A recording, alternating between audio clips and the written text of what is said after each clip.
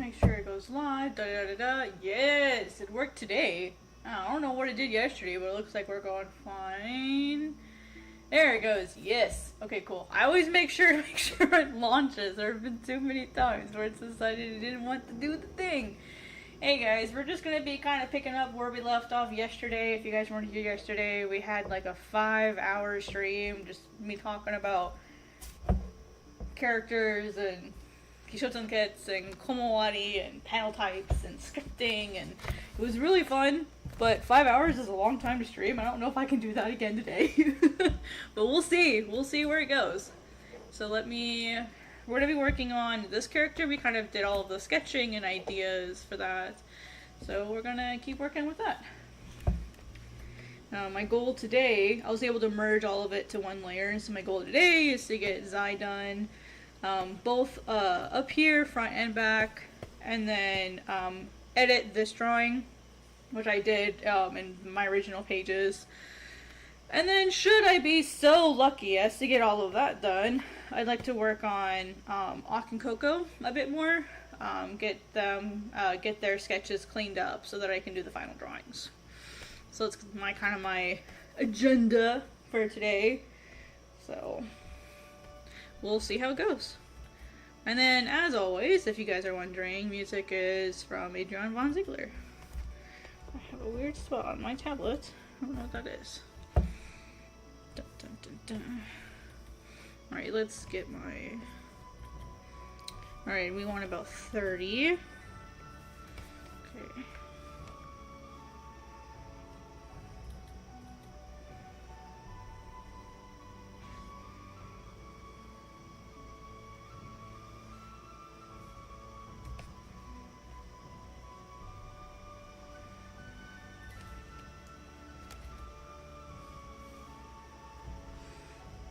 If you guys aren't familiar with what I'm making here, I'm making a pitch for Viz Media, and part of that pitch includes character design, so I'm going through and creating sort of like a single page dedicated to all of my 4 main characters, which are my protagonist, my antagonist, my impact, and the shadow or foil character. And then I'll have like a few others like dedicated to like secondary characters that I think are important, or they're mentioned in the synopsis, and so I feel like if I mention them in the synopsis, I probably should try to include them in the artwork. Actually, I might need to make this a little bit more visible. It's a little too hard for even me to see. So, okay, let's see here. Alright, now we get to do the final drawings. Well, final sketches, I suppose. Hey Lunary, how you doing? How's your day or evening? Whichever time zone you're currently living in.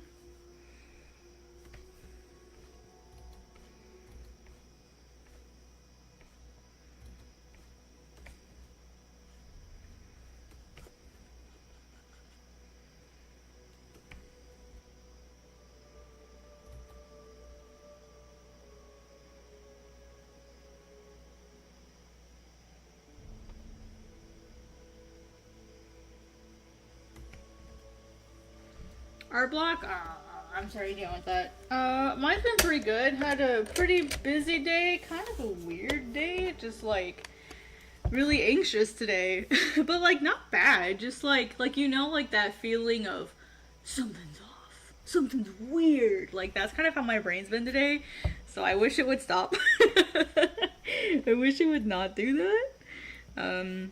So I've been kind of itching to get to this so I can get it done, get it finished, get it out of my life. I'm so ready to be done with this pitch so I can move on. Or at least move on for a while until I get the feedback. Because we all know that's going to be the scariest part, is getting the actual feedback. I did have to send a question off to the editor that I'm working with because I went to purchase I wanted to study like what the Viz originals standards are, and when I went to buy the books I realized that all of them except one are left to right. And so my brain went, oh no, all of these books are left to right and mine is right to left. Oh no. So yeah, now that's a thing that I'm waiting to hear back on, because I don't know how I'm gonna feel if I would have, and I don't know if this is confirmed, or like that's why I've asked the editor, like, if I have to make Godsbane left or right, I don't know if I'd go through, I don't know if I'd keep going. I don't know if that's a deal breaker for me yet. So I'm waiting on the editor to let me know what the dealio is, because that might be a deal breaker for me. I don't know, I'd have to think about it. Because, like, Godsbane's always been right to left. No, it makes perfect sense. Like, if you read what it says on their website, it says manga-inspired graphic novels, if I remember correctly. Like, let's see. What's the phrase? Let me look at, see what the phrase they use is. So...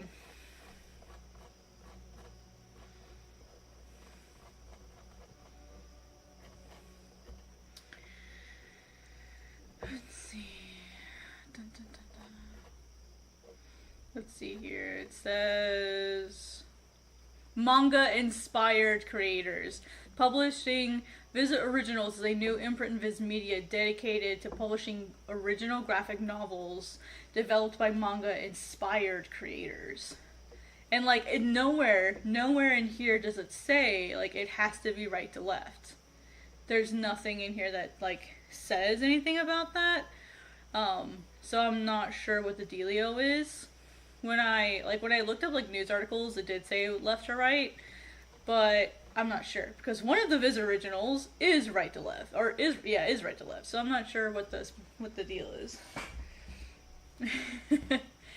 I mean, like, that would be something I'd have to really consider, because if that was the only thing, like, preventing it from being published, I would have to really consider, like, am I willing to throw it away to stay true to my vision over something like page direction? Maybe. Hey Dustin, what's up? And, like, I bought 2 of the Viz Originals books, like the volume 1s, and it is really weird reading manga left to right. Like, I'm not gonna lie, the first few minutes, it did break my brain, and I was like, this feels so weird. Not, like, bad, it just felt weird. Because, like, that's what I'm used to reading. Yeah. I mean, and the weird part is I've read plenty of left to right manga on Global Comics. So I'm not sure why my brain has such a hard time with it. I think because it was a physical book, I think is what the difference was. Is it was a physical book that was right to left, or a physical book that was left to right.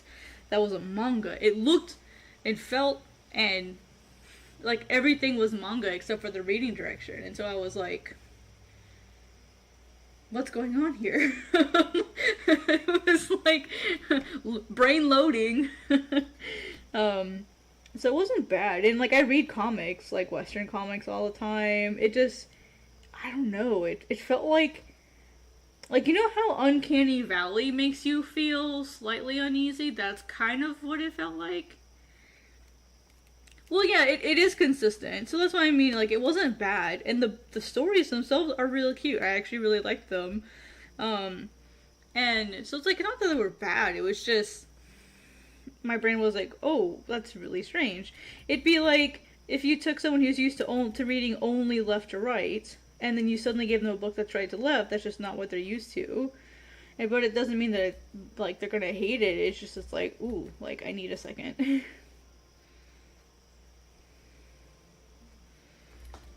But yeah, like, if that was something that they would be like, oh yeah, your series is right to left, that's a deal breaker for us. You know, if you want to work with us, like, it would have to be right to left, or it would have to be left to right. I'd be like, ooh, I might need a second to think about that, guys. Seriously, like, I would have to think about it, because, like, for me, that becomes, like, a morality question. That's, like, how hardcore do you, like, have to stay true to your vision? And I don't know what the answer is to that. I don't have an answer for that yet.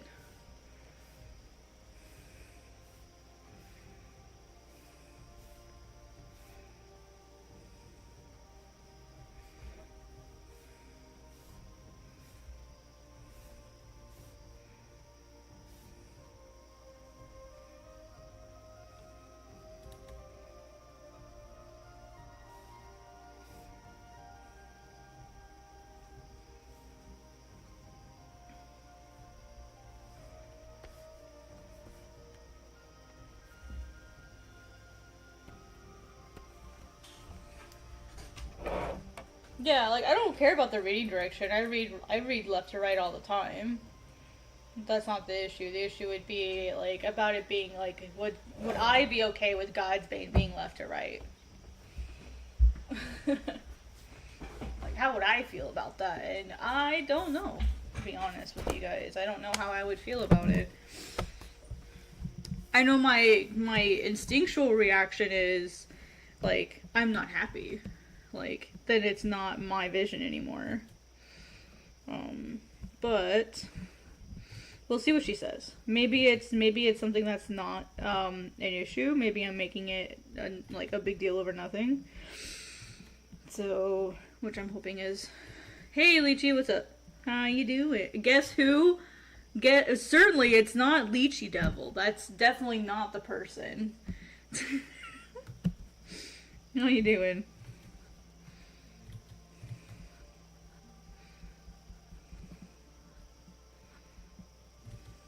Monkey butt. It's chicken butt, Dustin. Everyone knows that.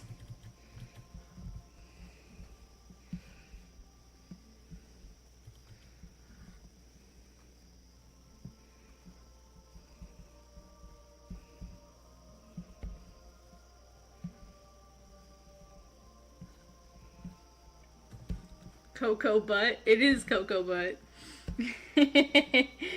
Have you seen the new Auk, Dustin? Let me show you. He's super fluffy. Look at this boy.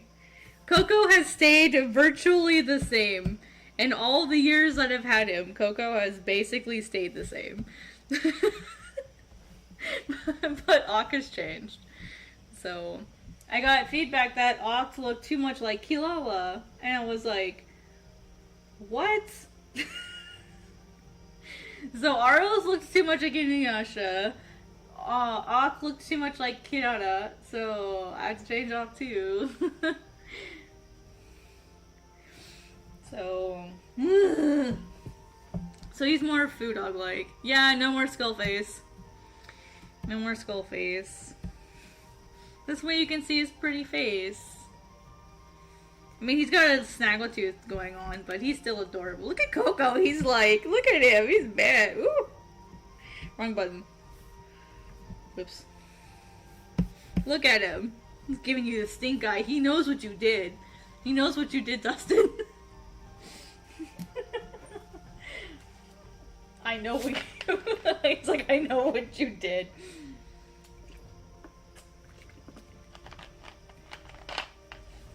I'll need to go into that page and grab the line art out of it, because there's no way in hell I am redrawing that if I don't have to. I will just go in and grab my line art so that I don't have to redraw those things. You did it.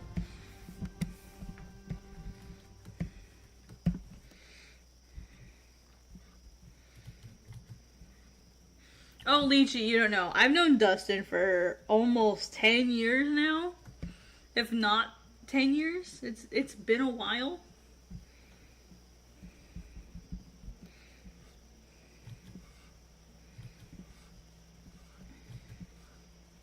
Oh, guys, I'm gonna make a community post later. I'm changing my streaming time to 9 p.m. Central Time. Because I'm having a lot of trouble getting my errands done on time. Just an hour is just not enough time. So I'm moving my streams to 9 p.m. That way I've got plenty of time to get my errands done, and make dinner and do anything that I need to do at the end of the day. I know 9 p.m. Central is like not very ideal, especially on like weeknights. So what I'm going to do to make up for it is I'm going to set up a weekend time. That way I can kind of like make up for it so that if anything, people can make the weekend ones like during the middle of the day. You know, because I don't get off work until 6. So I need to be sure, like the only other option would be to do like a really early morning stream at like 7 a.m. and stream for like an hour and a half maybe. Or like, like it's gonna be really difficult to stream during the middle of the day because I work 9 a.m. to 6 p.m. So Yeah, it's gonna be like really crazy time wise. So I apologize for people who don't like late night streams, but I don't really have another choice. I'm tired of having to like delay my stream or tell people I'm gonna be late, so I'm just moving it to 9 p.m.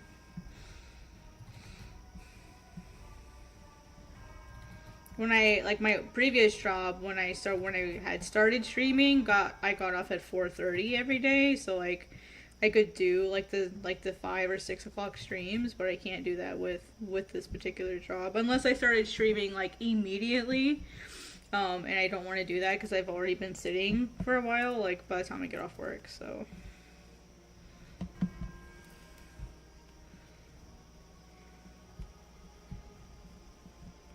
I apologize for anyone who doesn't like the evening night streams.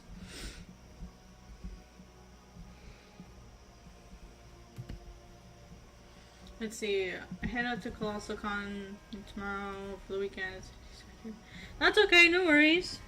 Good luck at your convention. Have fun.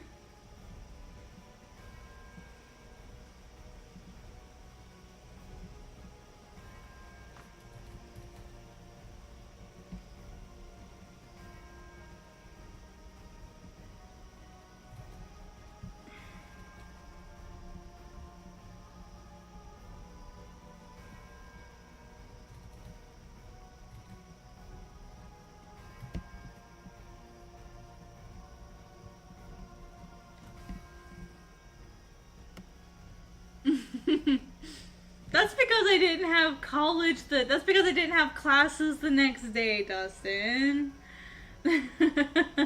That was when I was in college. I remember those streams. I remember during the summer, like during the summer when classes were out, I'd stream for like 12 hours at a time. Easy 12-hour streams. I remember those. Yeah, I remember those. I'd love to do those again. Like maybe that could be something I do on Fridays. Is just have like really long nightly streams. Just Friday night, I sit down and I stream until I like can't stream anymore. Like maybe that'd be something fun I could do on Friday nights and just do it every Friday night, unless it's obviously convention weekend.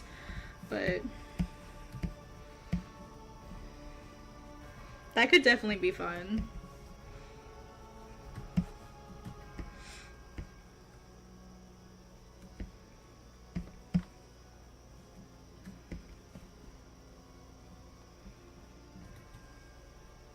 I do remember that one, yes.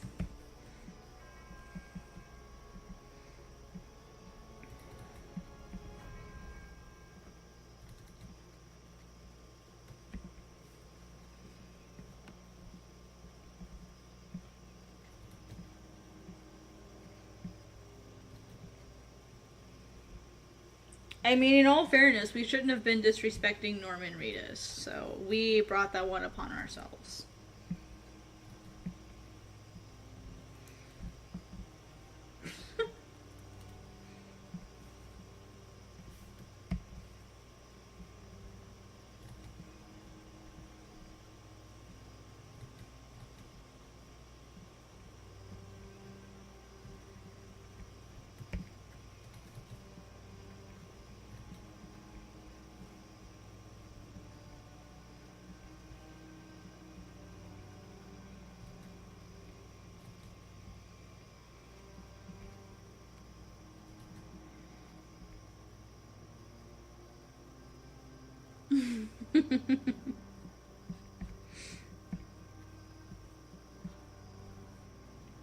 That's right. That's what we get, Dustin, for making fun of Norman Reedus.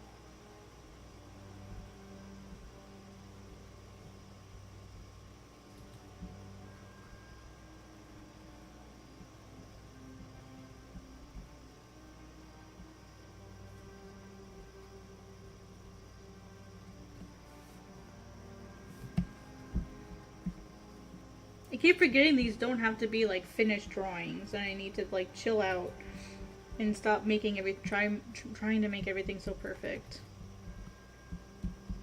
Such a bad habit of mine.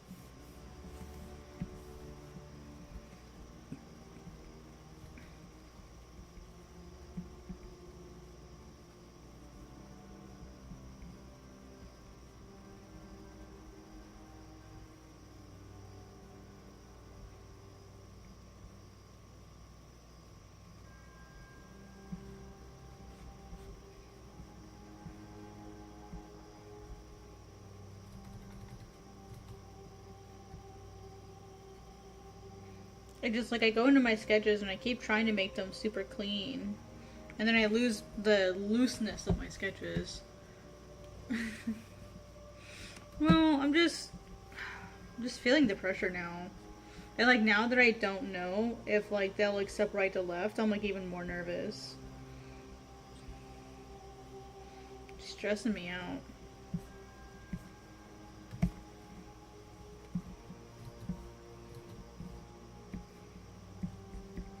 Like, can you imagine I've done all of this just to, like, find out that, like, that's a thing I have to think about? Thank you guys for the likes. It all helps my video grow. I appreciate it. I don't know how I'd react to that. Well, actually, no, I know exactly how I would react to that.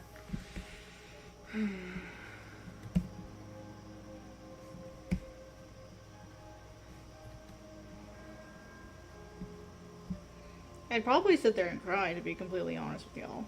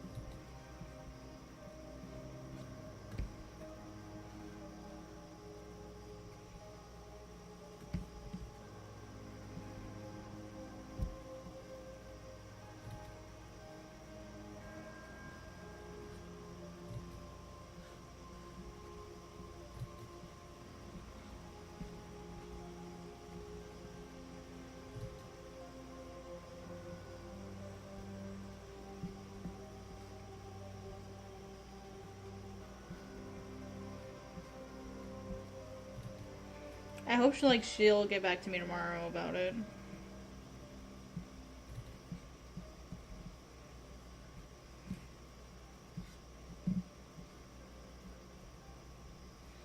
That's really weird.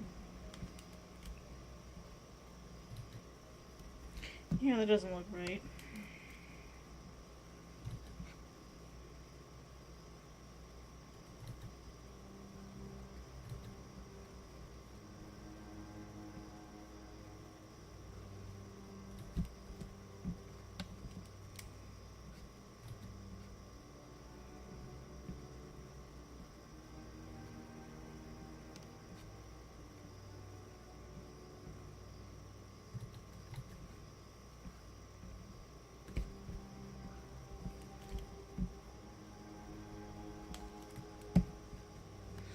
Yeah, Zai here has a tiger as her companion animal. All healers have a companion animal. Hers is a tiger. A tiger that lost part of his tail.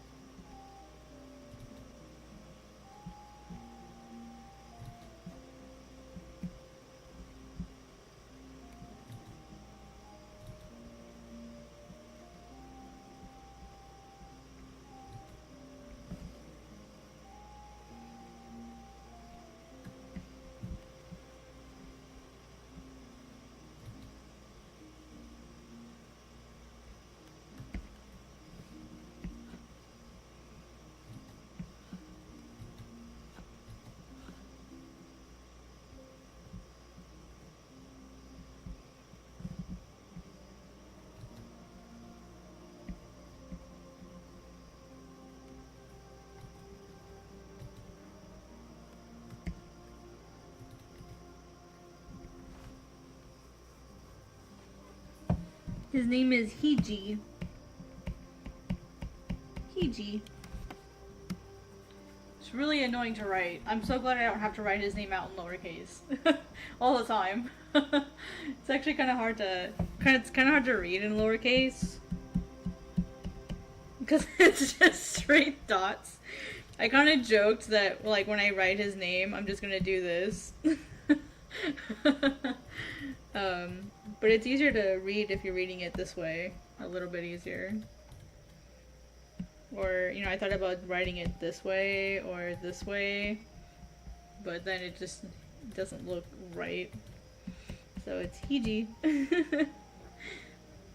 I could also write it like this, technically. I could write it that way. So he's got a fun name. He's a grumpy old man. Hiji? Oh man, I don't remember. I'd have to look it up. I've got my dictionary right here. Okay, it's in my docs folder. I can look it up really quick. I'm sure it means something. Let's see. I have a dictionary that has way too many words in it. And Dustin knows that, so that's why he's asking. Dictionary. What? Did I remove it? No, that's gotta be in here. Okay, there's my timeline. There's the miss. There's the original list for sales. Oh, here it is. Nor to English. Let's see, what does Hiji mean? I have like a specific document just for name meanings. Oh, I forgot. Originally he was a leopard. Forgot about that. Originally he was a leopard.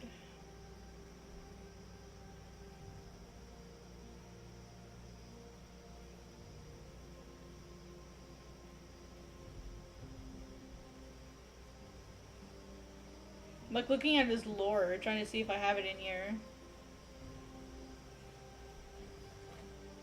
Let's see. Maybe I have it in a different section.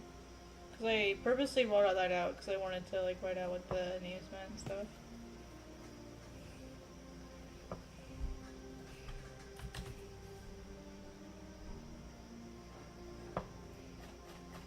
Oh man, that document may not exist anymore, actually. Nori celebrations, mythology. Oh yeah, that document may not exist anymore. That might have been one of the ones that had gotten deleted forever ago by mistake. Because there were a few that happened to. Oh, here we go. Name meaning. Here it is. I found it. Wow, I haven't opened it up in 3 years. I haven't opened it up in 3 years. Okay, Hiji was one of the ones I never wrote what the names meant, so, I mean, I could apply anything to it if I wanted to.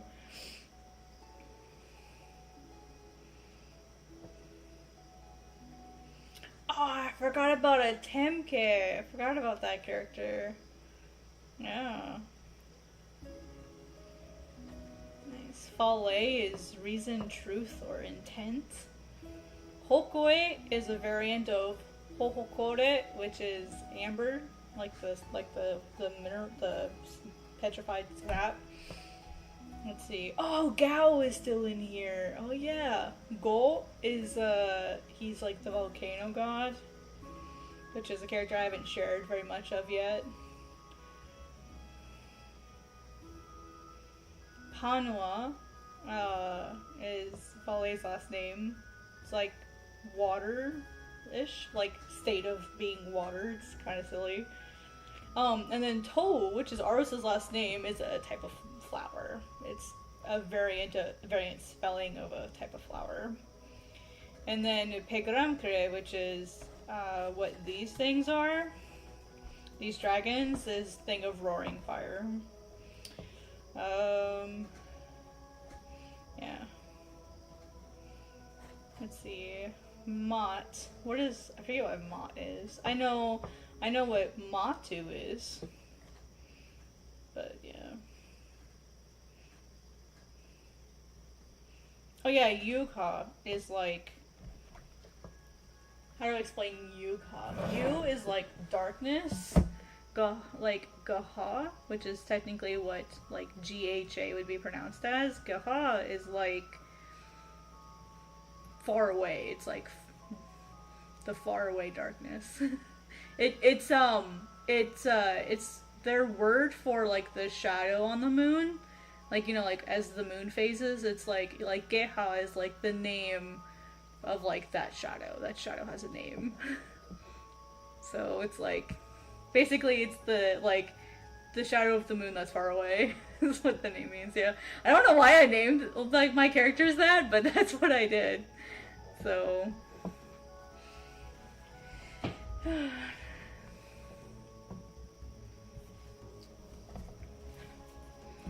yeah, all kinds of fun stuff.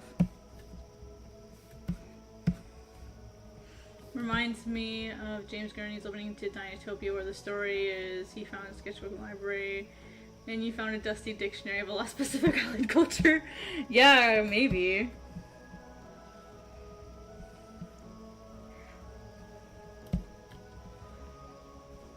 I just think it's fun to like have some logic behind the names, even if it's a made up logic. You know, kind of like just makes it kind of fun.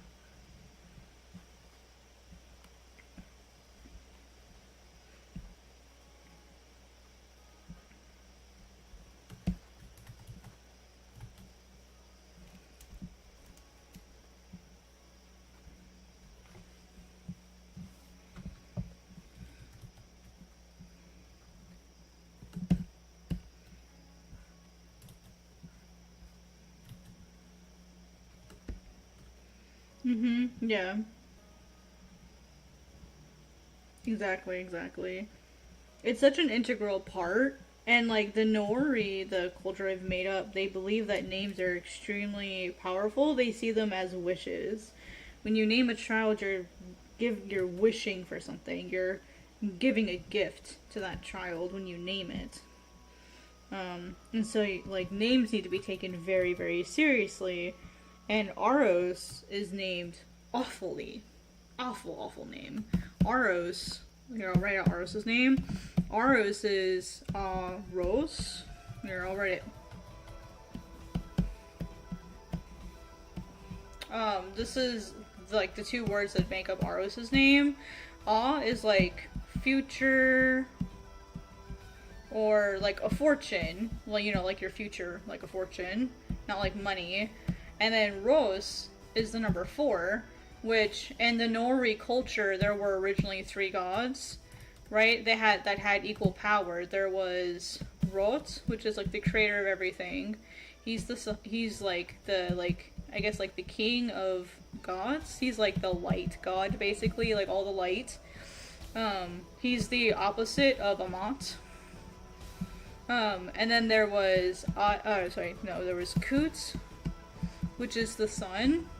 And then there's Dusai, which is, she's like the queen, but she's wind.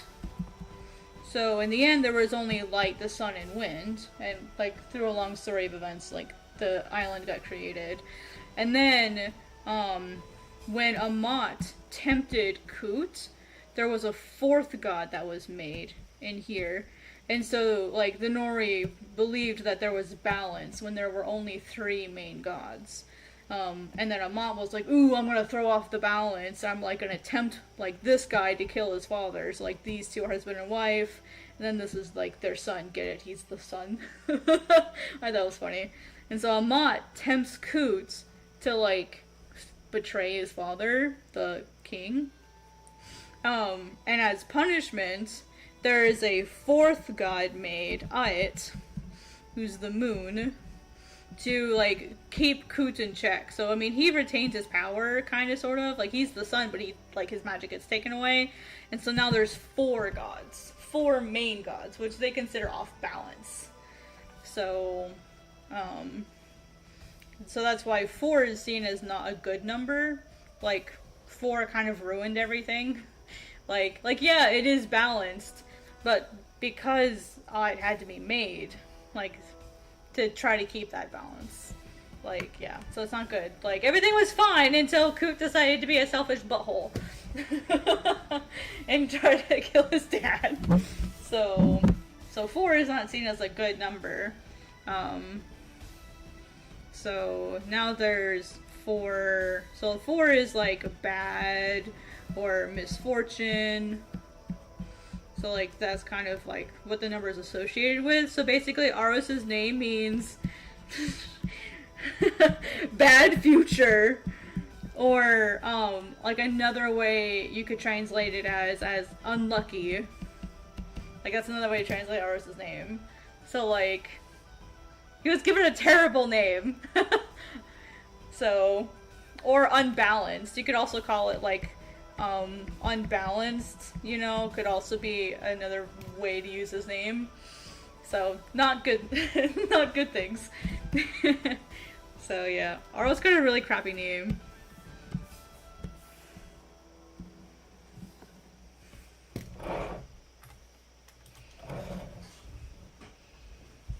And what's really funny is I do have it actually affect him. Well, the reason why he got a bad name is 1, his father was a butthole, and 2, he has green eyes. And green eyes are not seen as good, they're seen as extremely unlucky. Because green, like having too much green is considered like selfish, because it's like not an easy color to come across. So like hoarding it is seen as like greedy and bad, and you know, like hoarding resources, hoarding nature, like it's just not good to have that much green. And so having green eyes, like granted, like you don't try to have green eyes or whatever, but they're seen as like extreme luck, both good and bad. Oh, that's not the worst color to have, Dustin. That's not the worst color to have. The worst color to have is blue. Blue eyes are the worst color. You don't want blue eyes.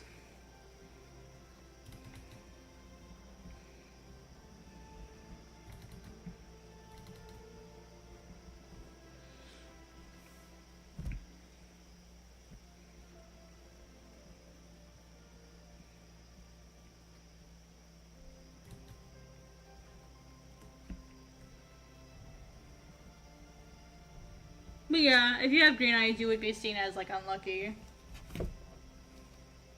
Don't worry, I have blue eyes too. So the reason why blue eyes are bad, blue eyes are obviously extremely rare in Nor. Just also, like, the region of the world that they're in just don't have a lot of blue-eyed people, just naturally.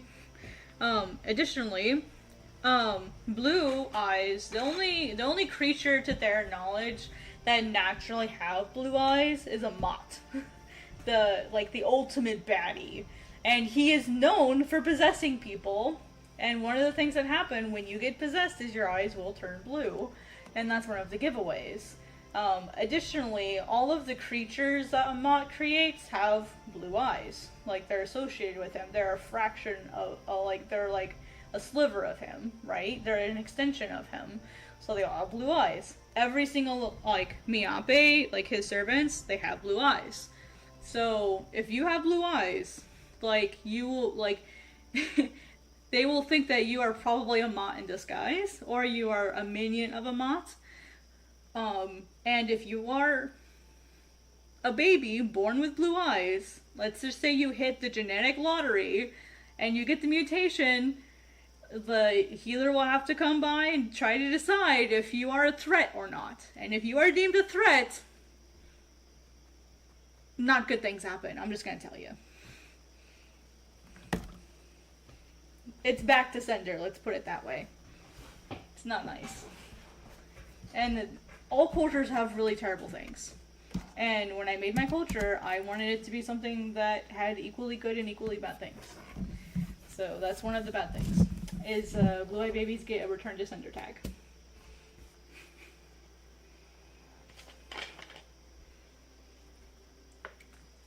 Sometimes. The healer of that village gets the choice. Yeah. Oh no, they would never let it suffer. No, never. It would be quick. Because here's the thing, if they're afraid that if they were to let it wait, like just let it sit and wait, Amont might try to take control and do something. So it would be as fast as possible.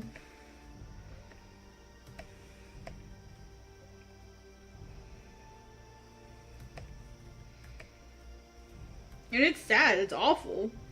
But guess what? Humanity sucks. But they also see it as like, Amont's actively trying to kill us all, we have to keep each other safe. That's why it's up to the healer to decide. Because genetic lotteries happen, like, healers know that. Like, sometimes it's a freak of nature. Like, there are a few animals that have blue eyes that are fine, that are safe. But there's not many of them. And it's always possible that a spirit, like, took over. Like, for example, Coco's species, the Koamfu, they naturally have green eyes. And so they're kind of exempt from that rule of being unlucky. So that's just the nature of their species. So it's a little different for them, you know. That's why Coco doesn't have the luck problem. Is because his species naturally have green eyes. So...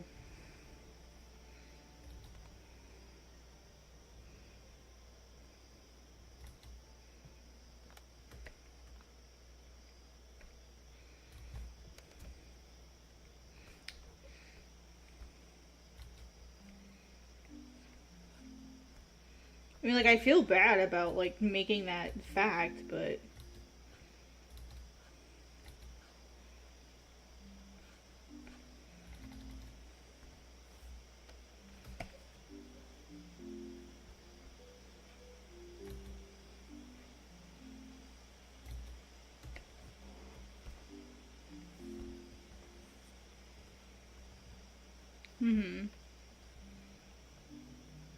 Yeah, I mean, imagine you don't know anything about science. Like, what are you gonna do, right? Like, you don't know anything about science.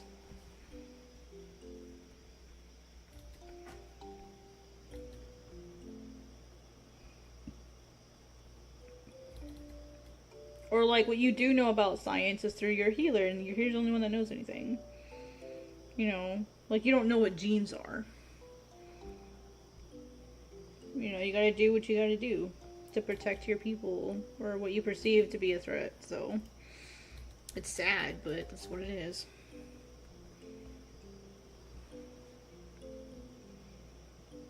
There are worse practices out there.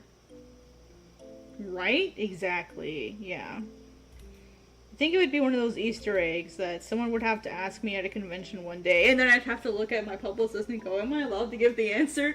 Am I allowed to say what it is? It's like, do I want to tell them? And then I'd have to, like, lean into him and, like, tell him privately, and he'd be like, no, don't say that!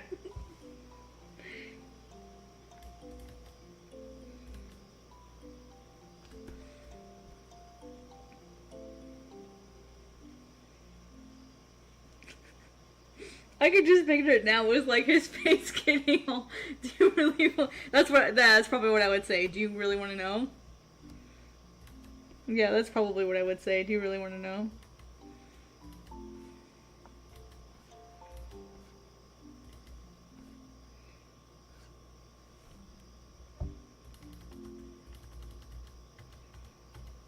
I think I like them all if they're the same size.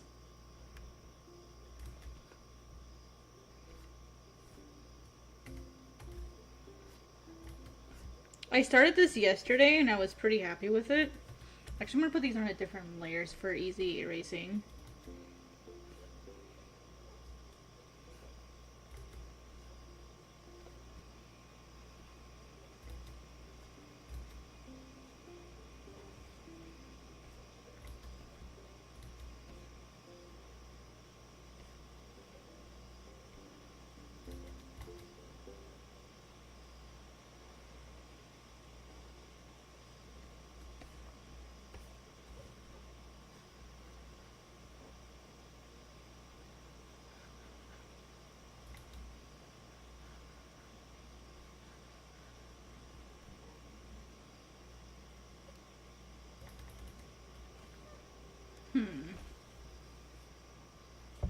What if I just did like stuff that was just the same size? Let me try the...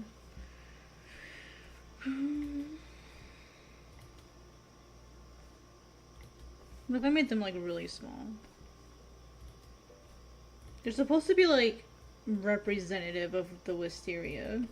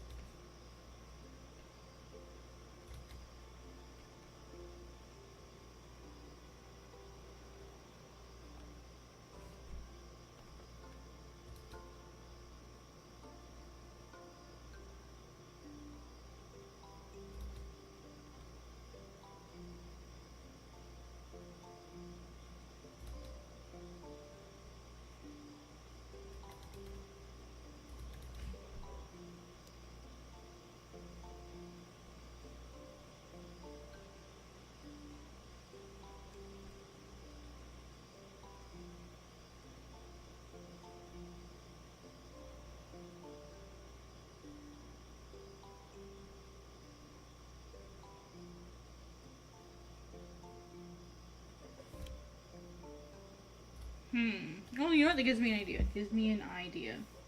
I know another brush I might be able to use for this.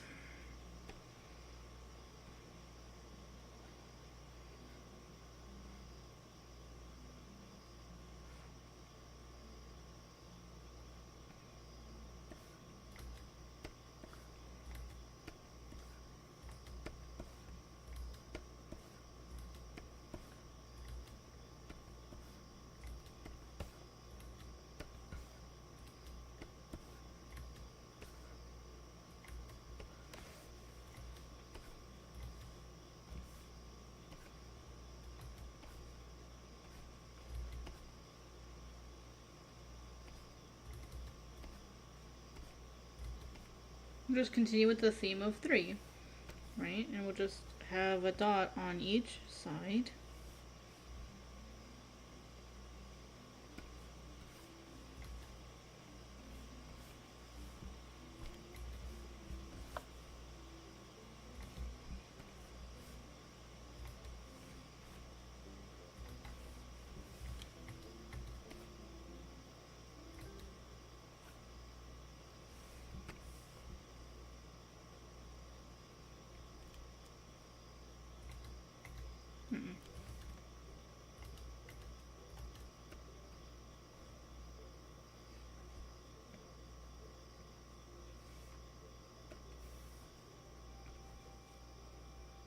This is hard, you guys. I can't decide.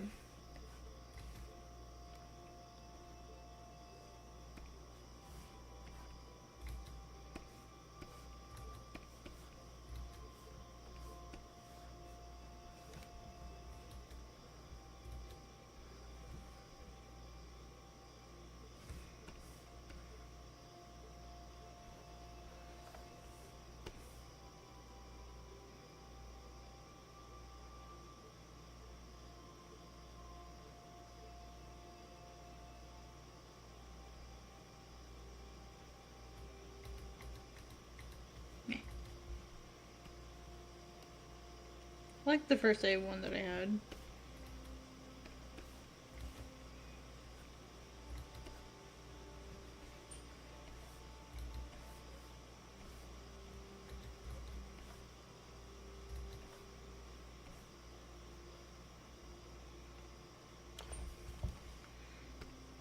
Alright, now we'll go back to this other brush.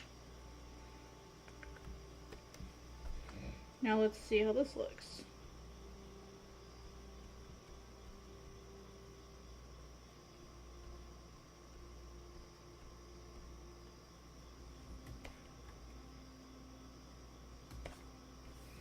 So here's what a wisteria flower looks like.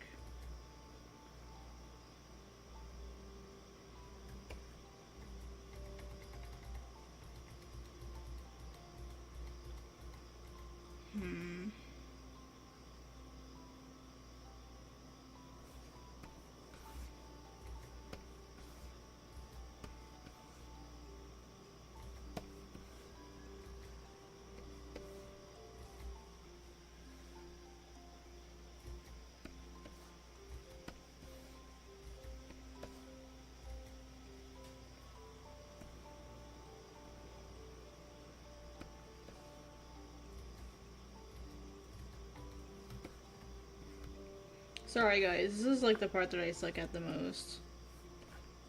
It's like trying to figure out stuff like this.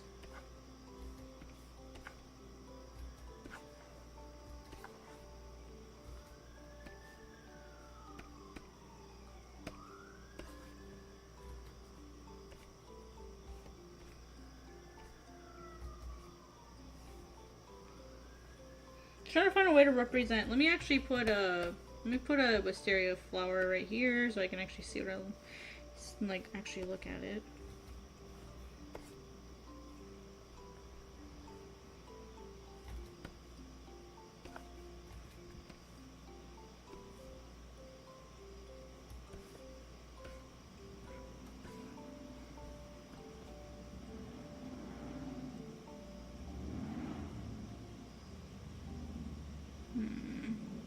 It's a really thin stick, isn't it?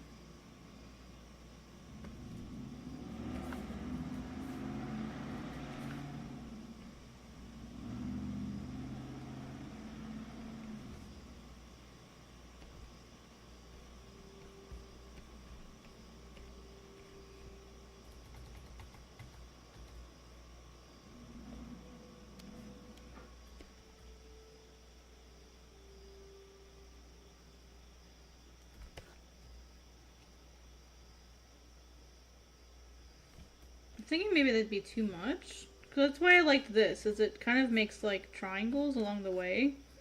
That's why I was trying to do that. Plus, like, they whirl down anyway.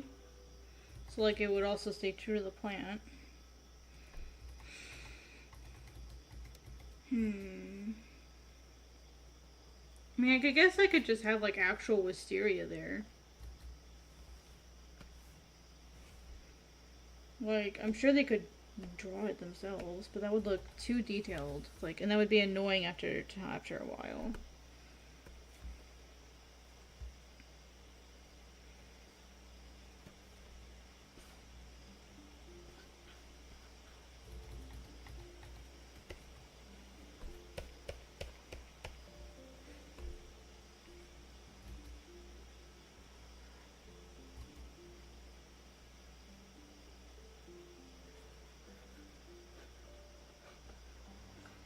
It took a zipper.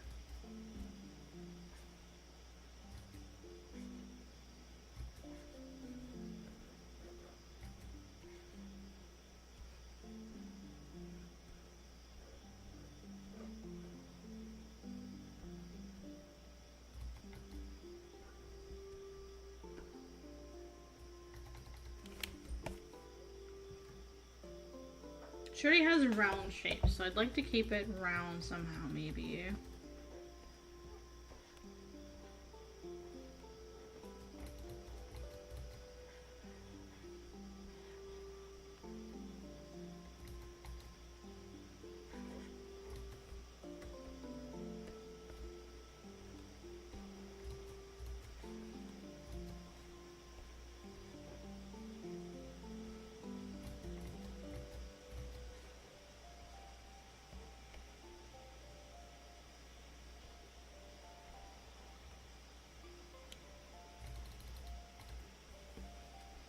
There's gotta be a way to simplify this that I'm just not seeing yet.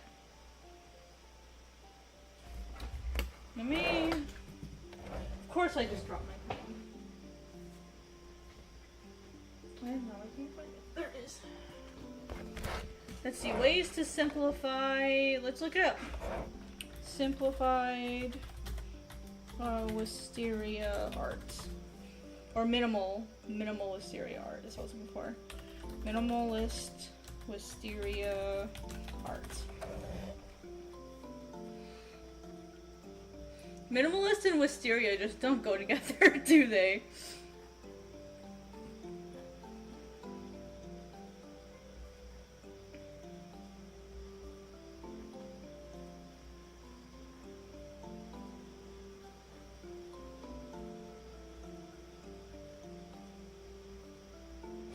Alright, so things I'm seeing are stuff like this, where it's like a teardrop shape, but like they nest in each other like this. Or, like, they go out like this, and then it's a set of 3.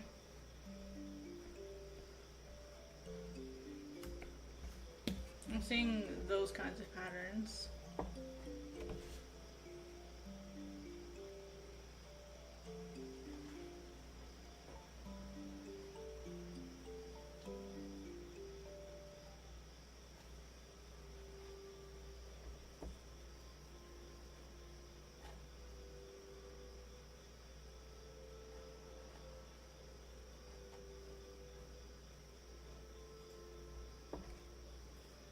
Oh, that's like, oh, those are leaves, not flowers. Well, that's interesting. This other one just does this.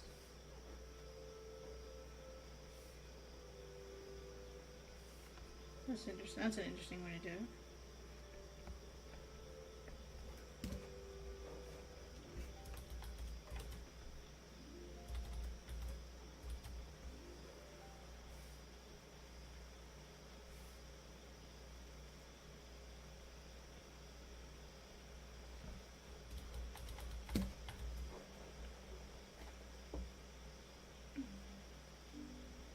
Oh wow, that one's really cool. I mean, that kind of looks like a butt. So they do it by drawing the actual flowers like this. It does look like a butt. Oh, it's that's what's the word? Stitch art. Almost looks like a pixel. So kind of does this.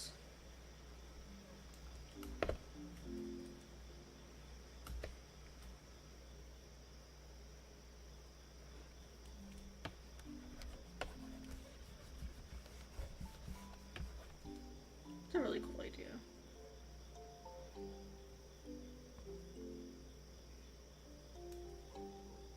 So it just has a bunch of those at the top. And it just staggers them.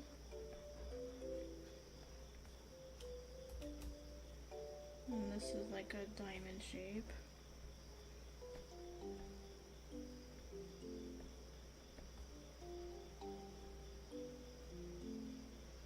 And then as it gets lower, it does the sort of like weeping shape.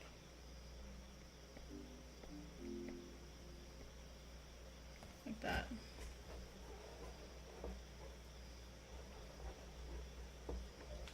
Yeah, like that is really different. I've never seen anything like that before. I like that though. Well, let's get a rough idea of how it'll look.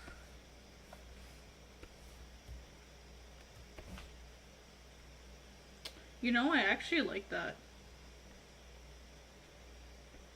If I can like make it thinner to match. Yeah. Yeah, I'll get rid of this one though, so there's only 3. We'll move these up.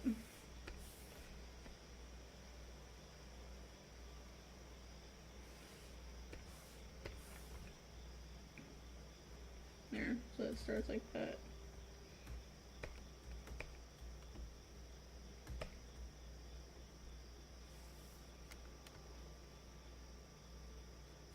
Alright, now let me redraw it so that it's like the proper thickness.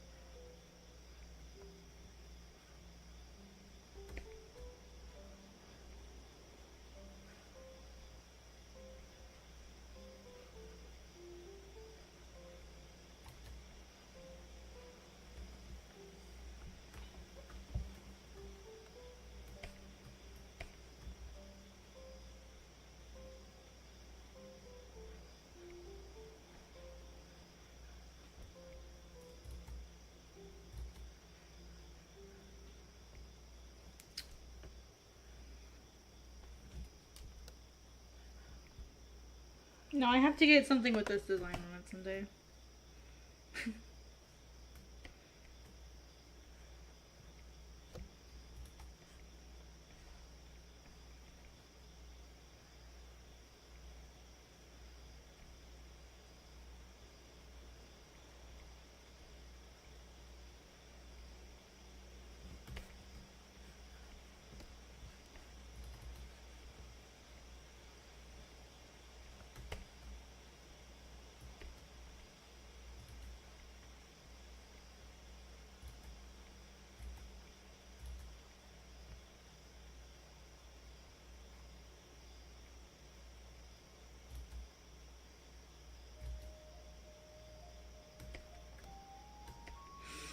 I mean, that could be a really fun arm tattoo too.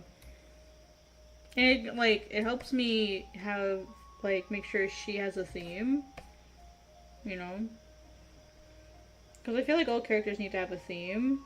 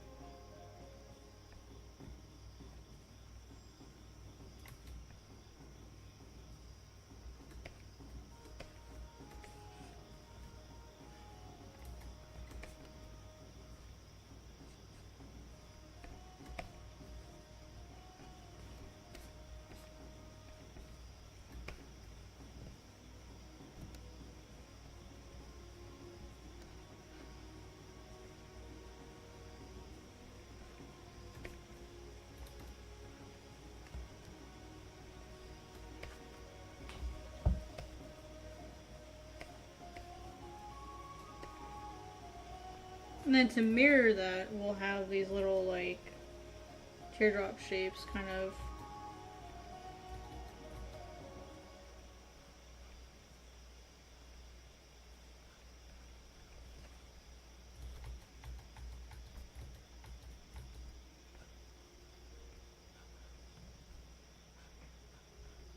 Or maybe triangle shapes.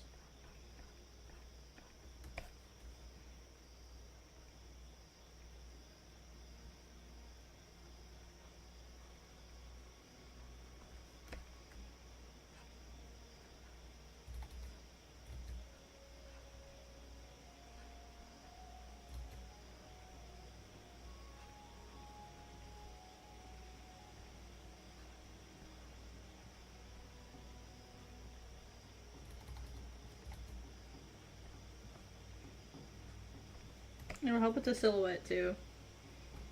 That way she has a unique silhouette.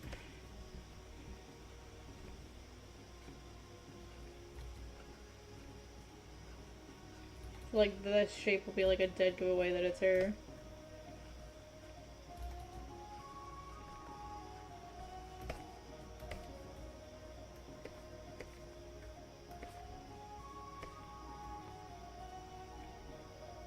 And I'll change the circle to a triangle.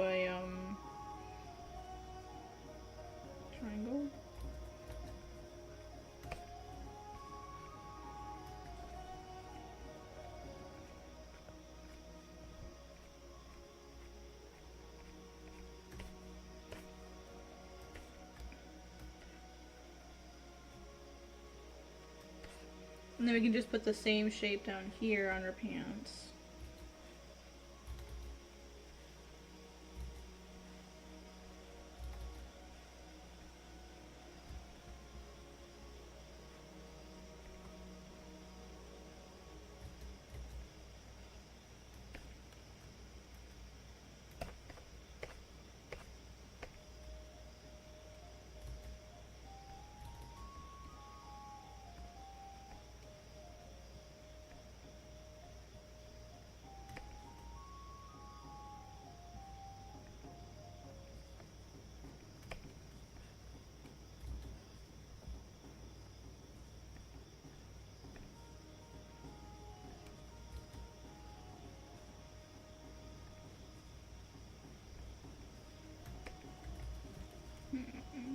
this a little bit bigger.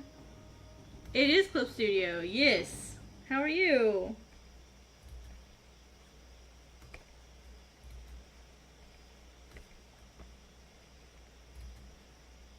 I love Clip Studio. I've been using it since like 2017, I think.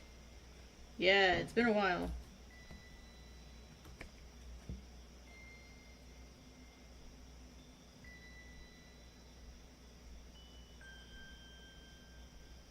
Oh, from probably a Clip Studio video about screen tones or like how to make your line art better.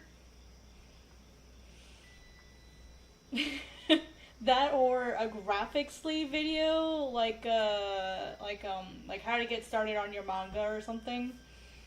Yeah, screen tones, yeah, that was me. Hi, it's been a while. How are you doing? Yeah, that was me. I need to remake that video. I've learned like so much about Clip Studio since then.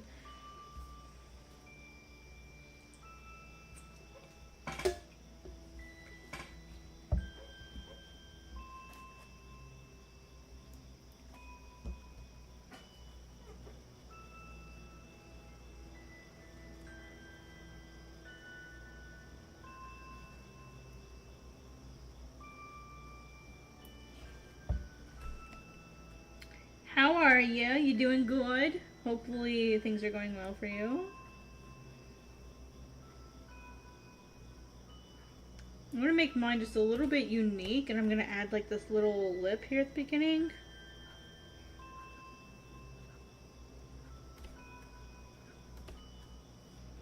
Yes, good. Excellent.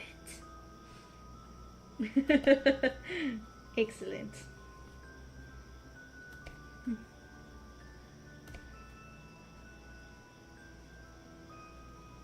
Let's see, that's not right. Fix that.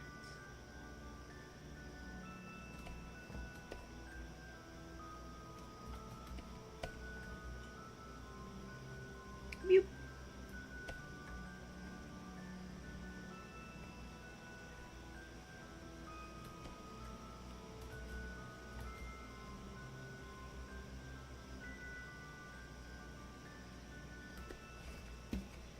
Look at this art again just to see.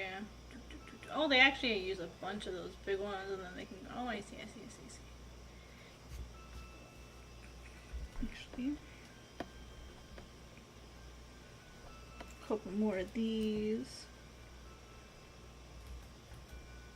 So do you draw manga too then?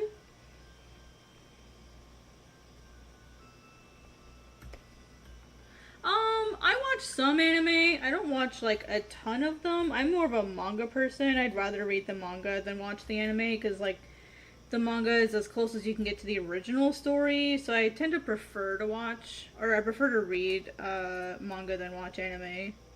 But I do sometimes watch anime, yeah.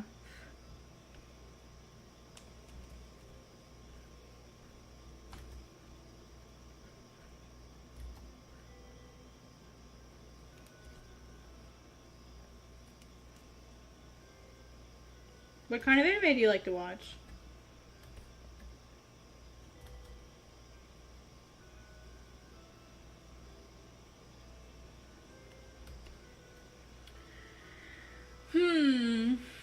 Let's see, how long have I been drawing manga? Like, manga specifically, I've been drawing manga since about 2018, 2017-ish. So I've been drawing manga specifically about, oh gosh, 7 years now? No, I can't math, no. 5, 6, what is math? 5 years. 5 or 6 years now.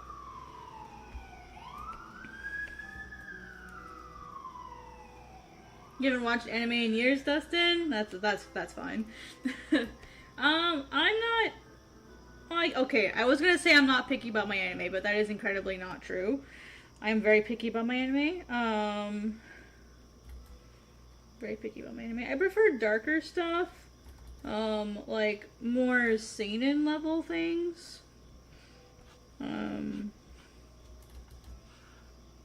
Yeah. Let's see, the most recent anime I watched was... what was that one I started watching?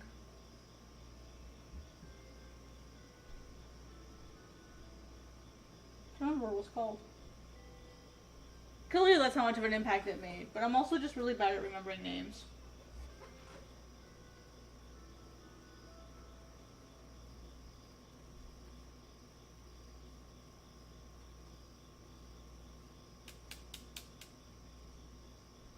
I don't even remember what it was.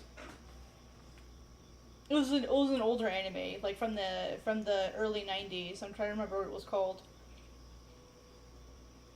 Oh, Mushko Tensei, something like that. Mushko Tensei, something like that. I've seen a lot of people talking about it, so I've been like watching the older version. I think like it's getting like new anime or something, and I've heard a lot about that one, so I wanted to like catch up to it.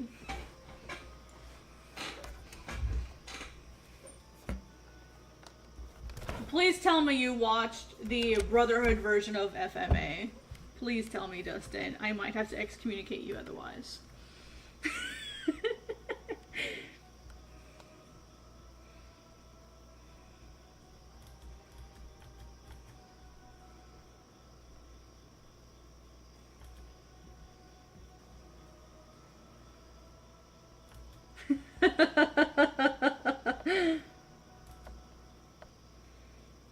Alright, we can still be friends.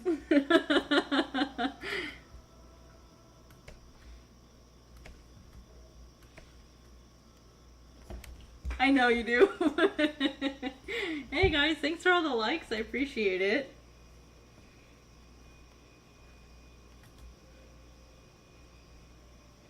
This is probably one of the best streams that I've had in a while. As far as like people showing up. So that's nice.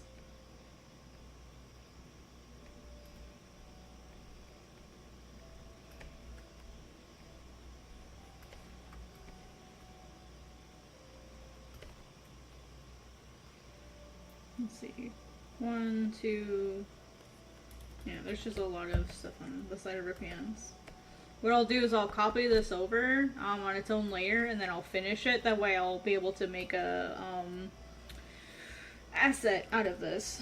So it'll be the same every time. I've been slowly buying the hardback ones. Yes, I love the hardback ones. The hardback, the Full Metal editions. Yo, those are so nice. I have the first one. It's really, really nice. I can't resist either. I bought one, and I'm like, no, girl, like, you need to buy, like, Berserk first. And then you can have your Full Metal editions.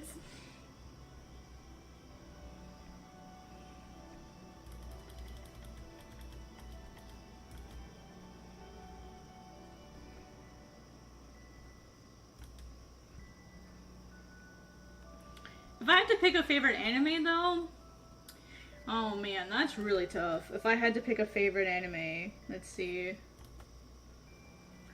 I'm trying to think of, okay, I'm gonna cheat and say there's only one anime that I will read the anime and never read the manga ever again. And that's because its anime is just absolutely fantastic, and I don't know what the hell happened to its manga, but it's Wolf's Rain. If I had to pick one anime to watch again for the first time, it would probably be Wolf's Rain.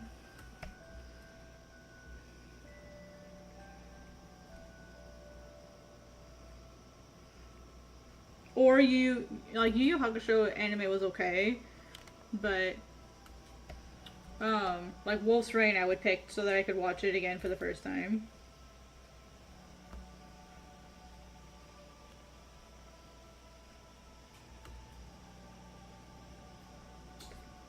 It's a classic. Absolute classic anime. There's a lot of good ones out there, but definitely Wolf's Rain takes the cake for me.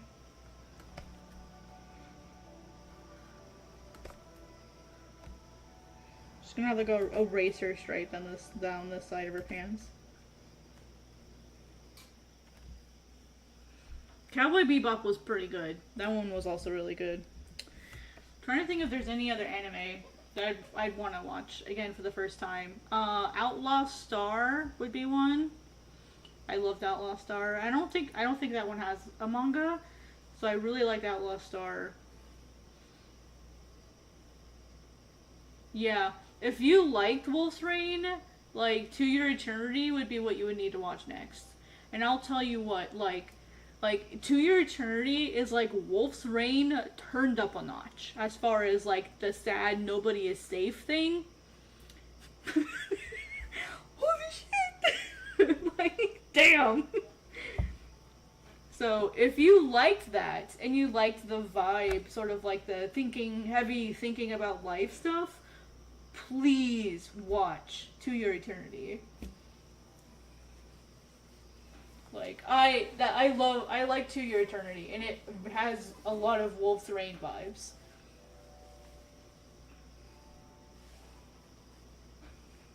And the villain is voiced by the same guy who voices Naraku. And so, like, when I'm watching it, like, I hear Naraku, and he's not a bad guy this time. So at least I don't think he's a bad guy. I haven't caught up in the manga yet. So, like, it's interesting. It's interesting hearing Naraku be, like, a not evil person for once. I was like, holy shit, that's Naraku. At least in the English version, it's Naraku.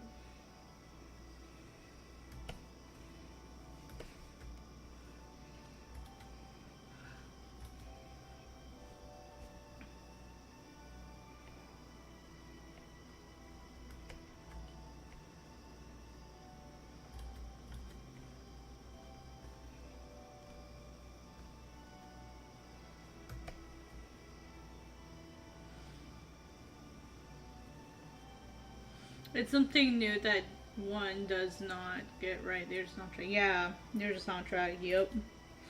Dude, I was just listening to Wolf's Rain soundtrack also, like, just earlier today. And I couldn't remember the name of the song for the longest time. And it just randomly popped up with, like I just let YouTube run. And it's Run Wolf Warrior. I was just, like, I knew the song, but, like, I didn't remember what the song was called, and so, like, I just never run into the song again. And then, all of a sudden, like, a few days ago, like, Run Wolf Warrior came on, and I went, oh my god, this is the song that I've been looking for years. Like, because I remember listening to it in college all the time. I'd go for a walk, like, I'd go on my daily walk, even in the snow, and I'd play that song, because it was just fun to listen to. And I couldn't remember what the name of the song was, because my iPod Touch that I had isn't operable anymore.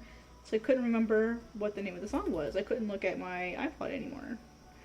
And it was Run Wolf Warrior. And it just happened to come on. And I'm like, oh my god, this is it. Cloud 9 is good. Cloud 9 is really good.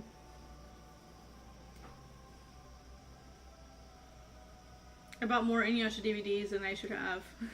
I did buy them all. That was what I did with my work money, is I bought Inuyasha stuff. I have 2 Inuyasha Mythos bags. Sorry. One's an Inuyasha one, one's of FMA one. They're like the old school Mythos bags.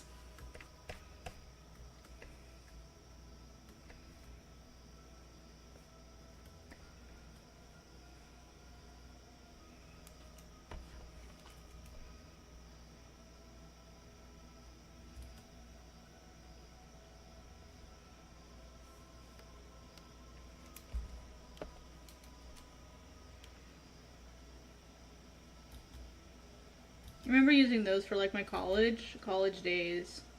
One of them got absolutely destroyed because I used it, and then the other one's fine. Okay, I think she's done. Now I need to draw this part of her again, which will be easy. I just take this out.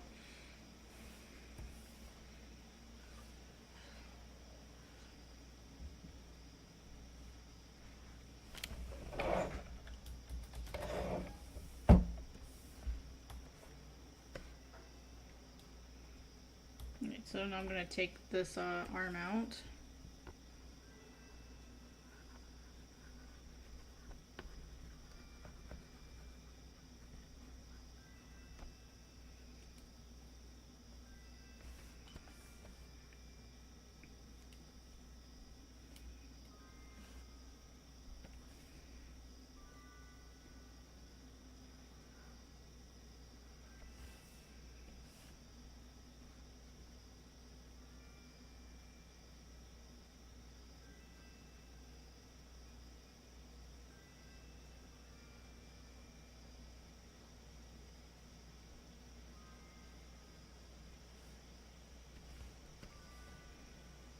I know this isn't technically how it works, just deal with it. Technically, it means I made it too short, but that's okay.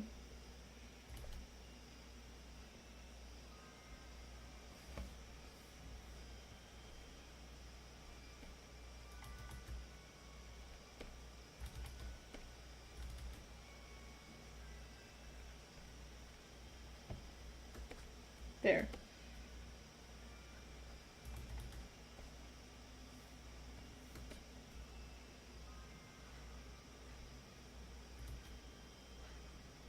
Ooh, this is too high. Shoot.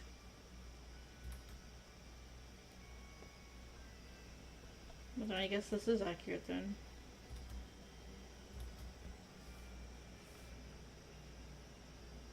Oh, it's way too high. So then the problem isn't that, the problem is this.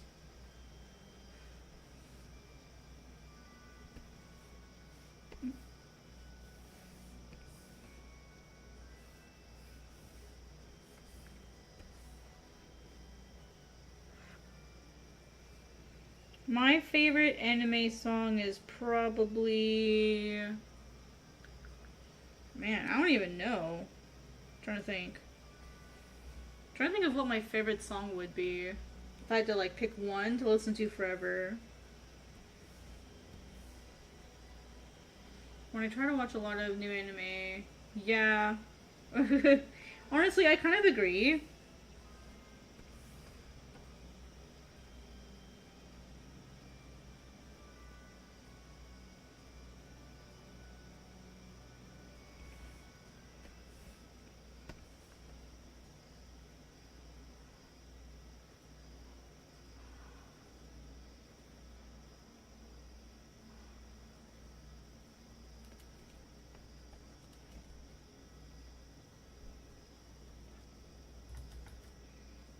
We'll just be old fogies together.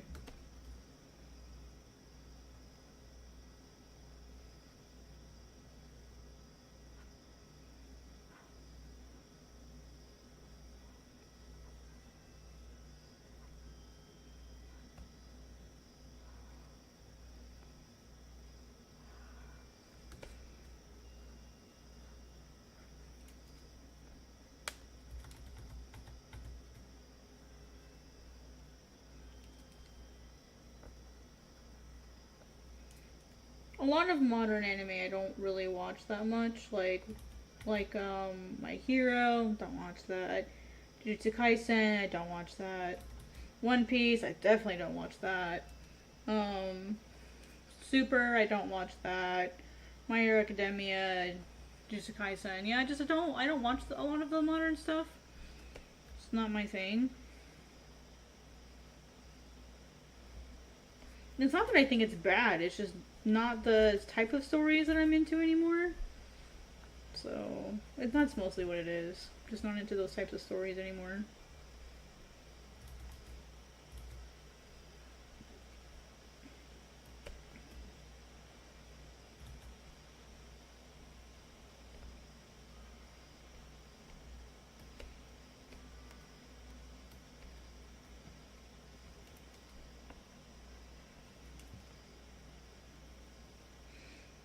I've had a lot of people give me a hard time about that lately. Vinland Saga is pretty good though. Yeah, Vinland Saga is pretty good from what I've seen. I think my problem is, and I've said this before, it's like, and also I'll say it again, like, my problem isn't necessarily that I think these are bad anime and manga, because they're not. Like, a lot of the popular anime and manga that come out right now, like, understandably because of the demographics, are directed towards teenagers. And that's not what I care about anymore. I don't care about teens having powers and saving the world. I don't care about teens going through school and like trying to become the best and beat everyone else at everything else. Like, that's not stuff I care about anymore. I don't care about that stuff. I care about adults having adult problems, like trying to pay their rent on time or having existential crises. Like, I care more about adults having adult problems. Actual adult problems, not trying to save the world problems. Actual mundane adult problems. And I enjoy seeing them like suffer and break down and like try to solve the like that stuff's really inspiring to me right now, because like that's what I'm living right now. I'm not living this fantasy of I can be anything that I want to be. I'm completely strong and magical and I'm invincible. Like that's just not my thought process anymore. And so those types of stories don't appeal to me. Like I'm not their demographic anymore. I like seeing the stories that show suffering and sadness and grief and loss and death and like existential crises. Like I like seeing that stuff now. And you know, like yeah, sure, like kids shows, not kids shows, but shows with teenagers and like can have those things. But I don't want to see something through the lens of a child. I want to see it through the lens of an adult. And I don't want coming of age stories. I want accepting your age stories. I want to see accept your suffering stories. That's the stuff I want to see.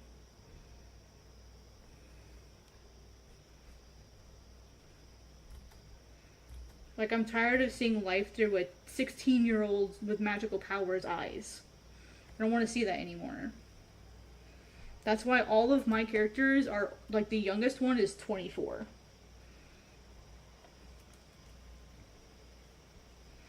And that's not to say those stories, again, like, the types of stories that have young folk aren't bad. They're not bad. That's just, I am not the demographic for that anymore. I am 32 years old. Like, I want to see stories about I want to see stories about people my age. And the problems that I have to go through. Like, that's what I want to see. And it's crazy that people get upset at me for that.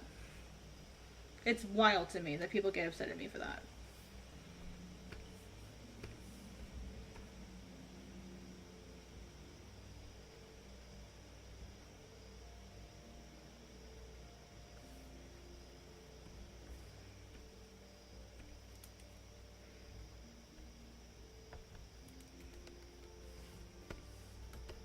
Oh yes.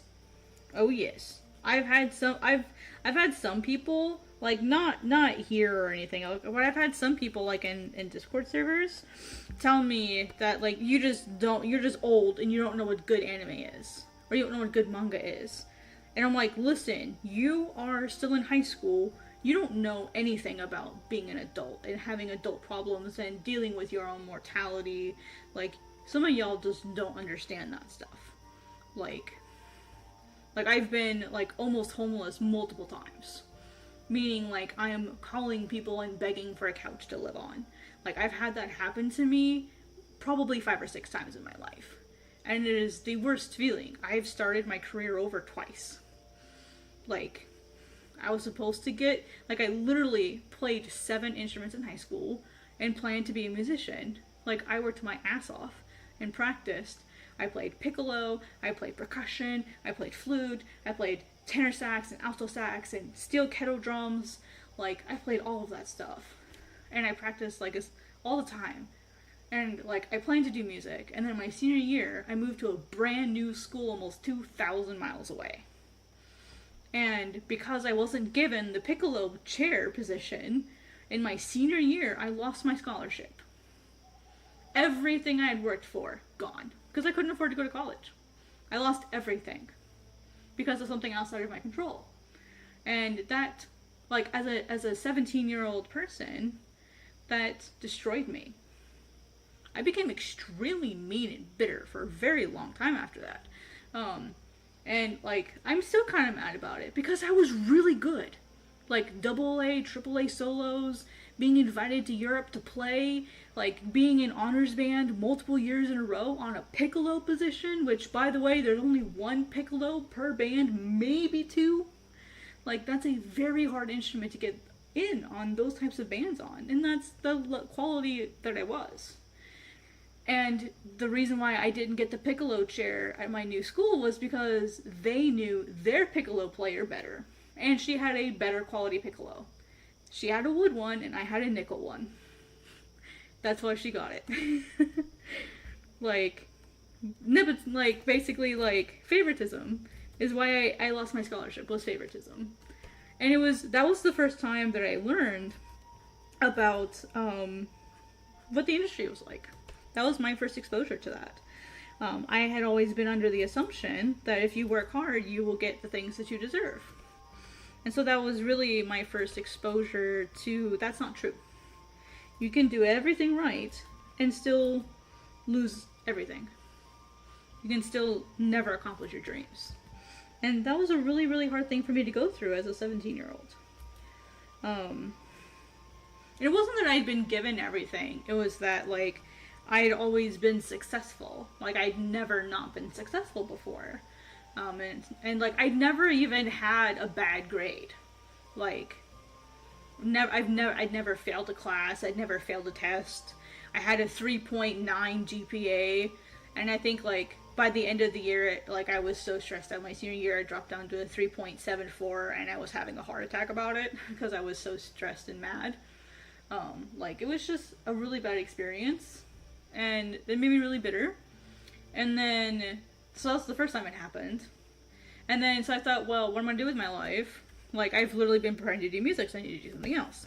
And so when I started to do something else, I'm like, well, let me do animal science, because I really love animal science. So I started volunteering at a wolf sanctuary. I'd also been volunteering at a zoo a lot of my middle and high school life. So I thought that would be fun. So I'm like, oh, I'm going to go into animal science. Well, guess what happened my very first year? Oh, hi, Raya, what's up? My very, very first year of college, I caught tuberculosis. Thank goodness it was the latent kind. Oh, thank you. Thank yous.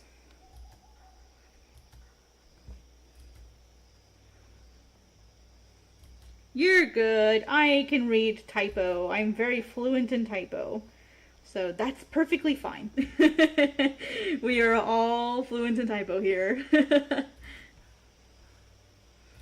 But yeah, so then at 18, I get diagnosed with tuberculosis in my very first year of college, right? And the nurse, incorrectly, by the way, I will add before I go too much further, said, oh, well, because now that you have tuberculosis on your record, you'll never get hired to work with animals or children or in any hospital. Like, you'll never get hired now. It's like, you might as well quit.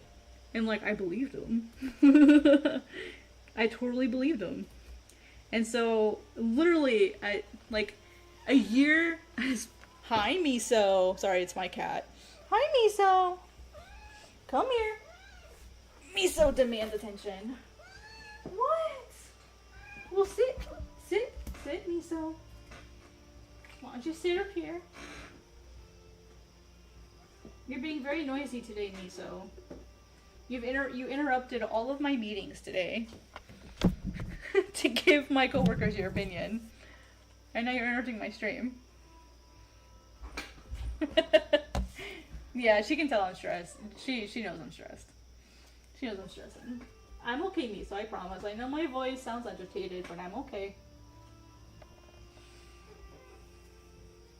You don't need to worry, you're okay.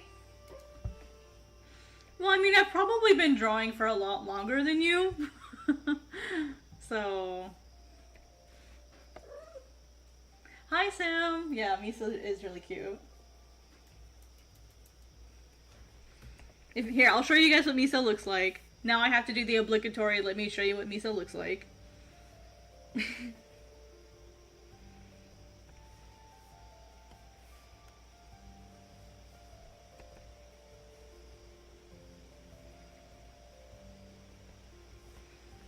This is my cat, Miso.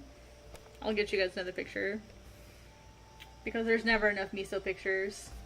Hey, JMB! Miso decided to make herself known, so I'm showing everyone what my cat looks like. So this is Miso. Isn't she cute? She's actually one of my emotes, I think. I turned my memberships off. So there's no emotes anymore. I wanted to refresh them, like, just change them, but then they're like, oh, well, like, if you change any of the tiers in your memberships, then, like, we actually have to completely shut them off and start them over. I'm like, you know what, then I'll just completely start them over anyway. So, you know, she's adorbs. So, but yeah, I'm redoing my membership levels, Sim, if you didn't know. So that's why your birdie disappeared. But you will forever be in my heart as one of my original patrons. I wish there was a way I could like give like a special like membership to somebody. Burb, yes, that was Coco. I'll be getting to Coco later.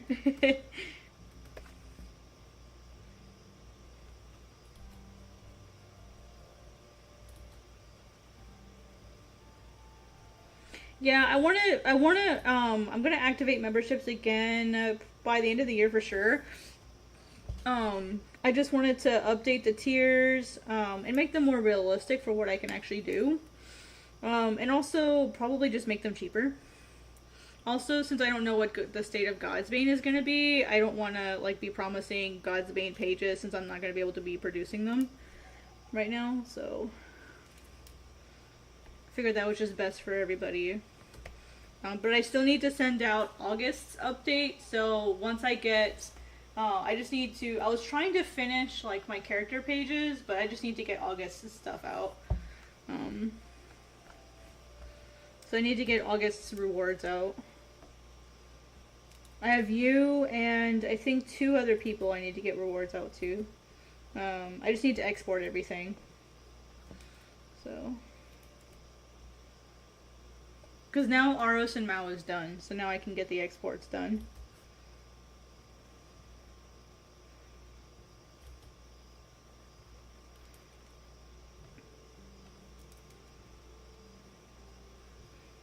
Oh yeah, and the pages. I gotta get the pages exported too. Like the rough pages that I have, I gotta get those out too.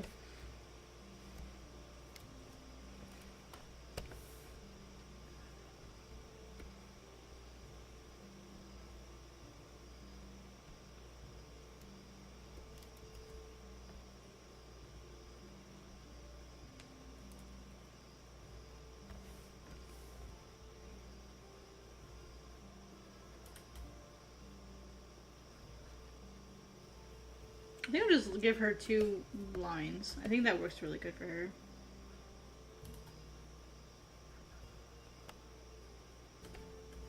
Okay, and then I'll change this the top. I think I'll give her something. I'll give her something else. One of the wisteria bells.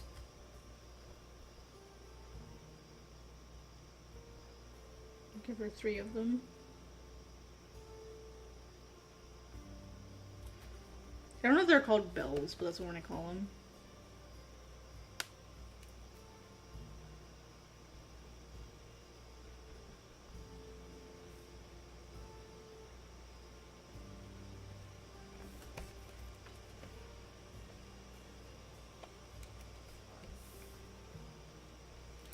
Alrighty. Oh, I have another kitty that I'm drawing too.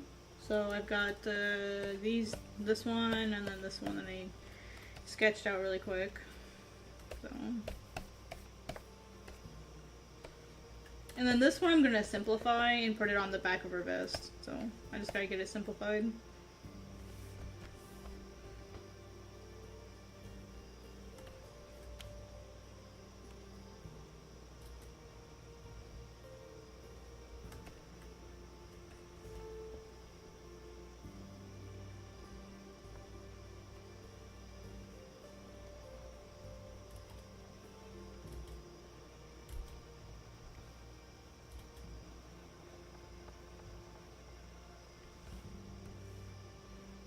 Dun dun dun dun. Alright, so I'm just going in and kind of unifying these with any changes that I make. Alrighty, that should be good. That way they can see a view of it with like her arm up, and then a view with it like without it being in the way. Okay, let's see. Woo. Yeah, that was right. That was right. Alright, now I could probably turn this off.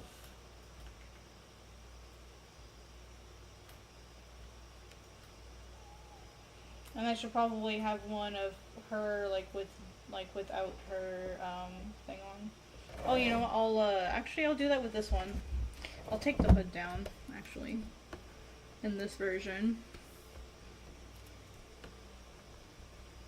that way, like, maximize my drawing usage here.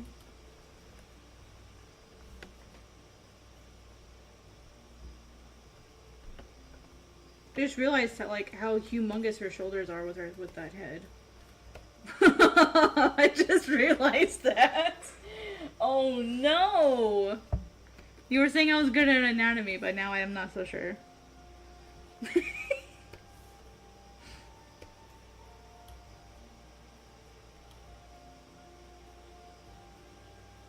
She's got some wide-ass shoulders.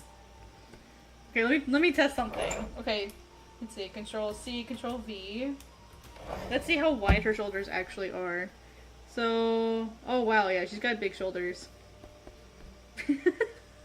Holy crap, you guys. Like, that's some big shoulders. Those are some man's shoulders. Oh, I'm one of said women. I'm one of those women. I have really wide shoulders for a female.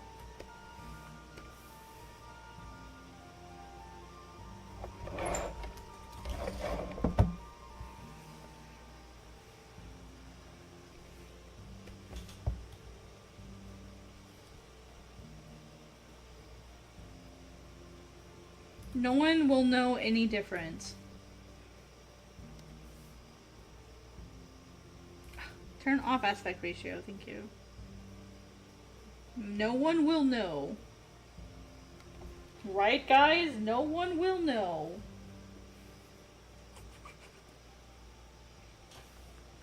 I'm like that penguin. No one, you didn't see anything.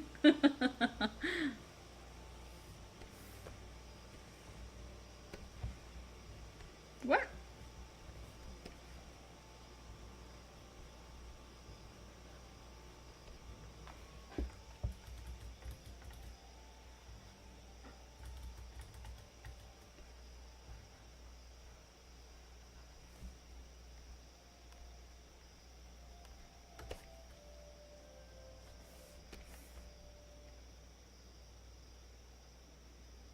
Good, because there was nothing to see.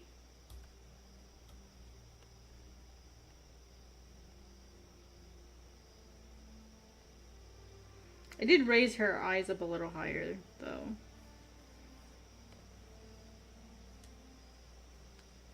Exactly. Exactly that.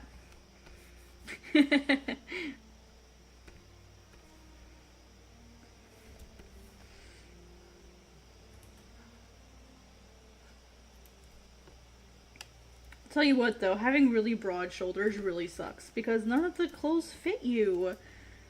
They're all made for like dainty girls. And then there's girls. It's like these broad shouldered women. I'm one of them. I just can't wear women's clothes. They're too small. Like, it doesn't help that like girls have boobs too, and half the time it's like they make this stuff like you're trying to show stuff off, and it's like, bruh.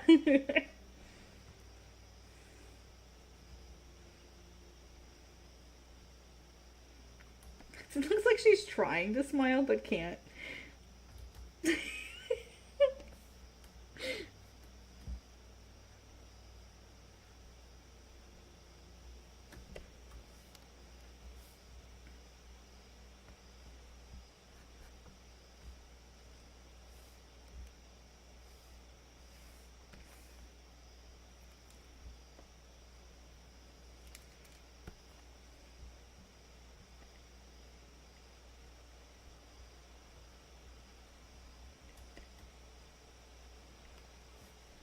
I think she'll be one of the scarier characters in the manga.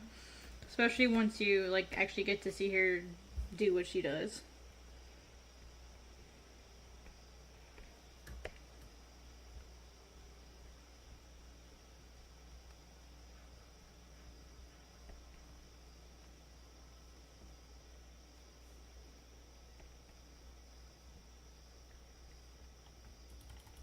And I don't mean that in, like, an edgelord way. I just mean, like, she seems like a really nice character. But she also has to uphold the law. Let's put it that way. She's not squeamish about it.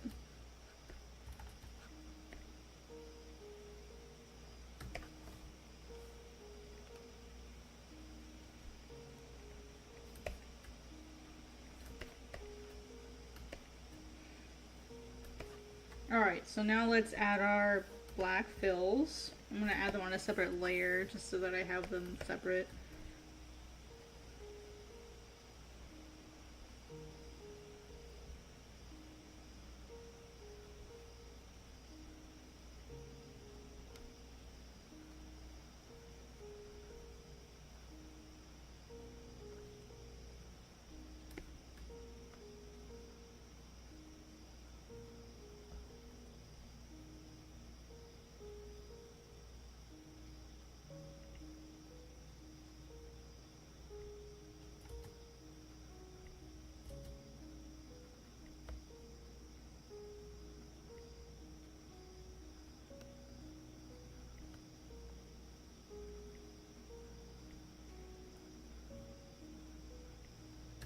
Let's see. iPad, guy clothes, and like accentuate my waist with a scarf and a scarf or a belt. Love graphic tees. Yeah. I do like graphic tees as well. Like usually my day-to-day clothing is tank tops and sweatpants. That's my usual day-to-day clothing. Unless I have like a meeting or something, I'll wear I'll wear my work shirt. Sometimes though, like it helps to like actually get dressed for the day, and like I get more accomplished on those days. So sometimes I'll go ahead and like get dressed like I normally would.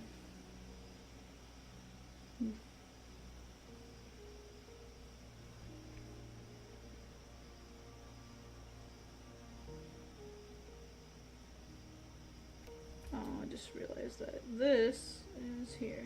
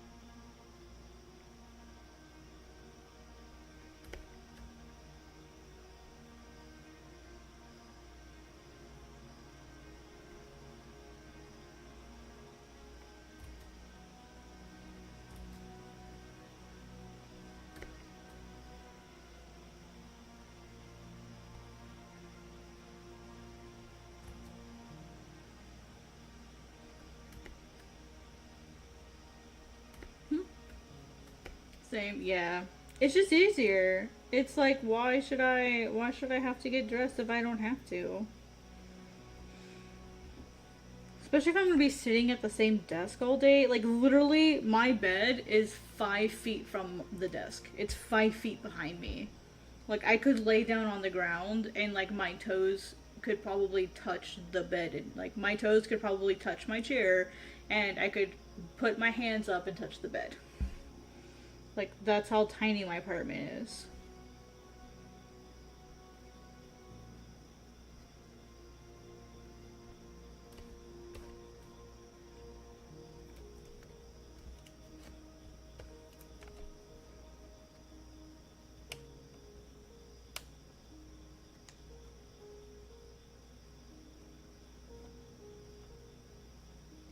Which I'm fine with, by the way. Like, I like small apartments.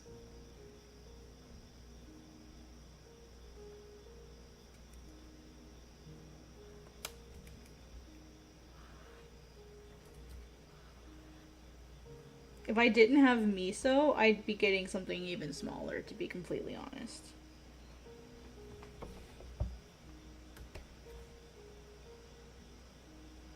She's the only reason I have something the size that I do. And or want something larger is just because of her. She needs somewhere to play and stuff.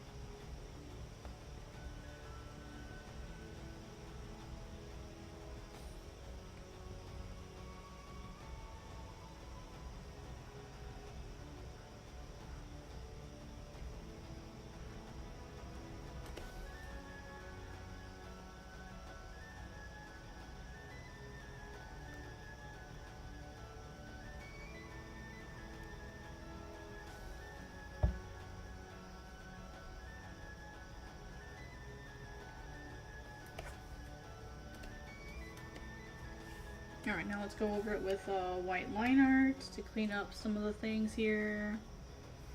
Dun, dun, dun, dun, dun, dun, dun, dun, dun.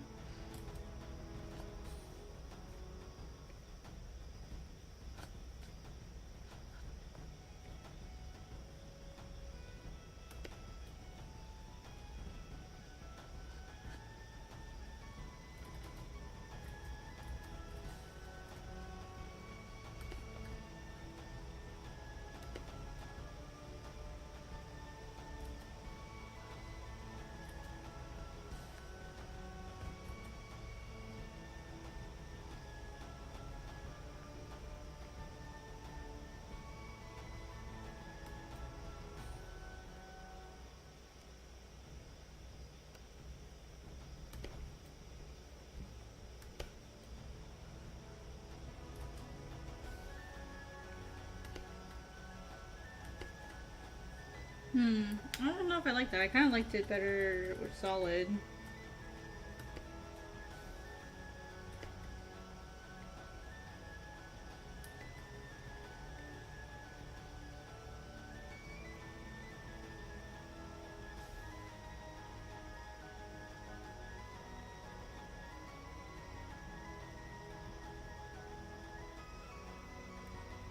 I don't want too much detail either. So.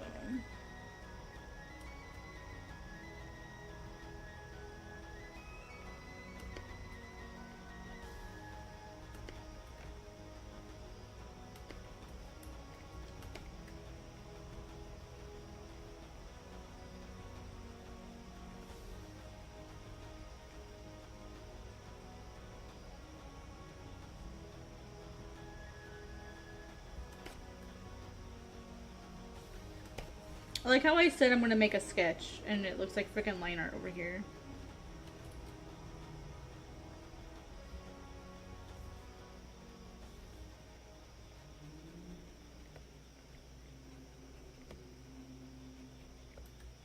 I keep telling you guys, I can't do a simple sketch. I keep telling myself, oh, I'm just gonna do these character sketches, and then I end up doing like full line art.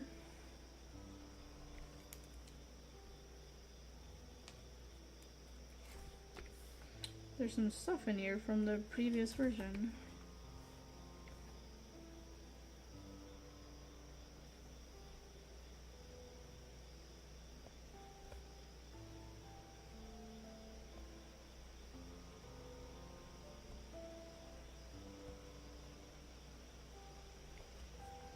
Let me just redraw it.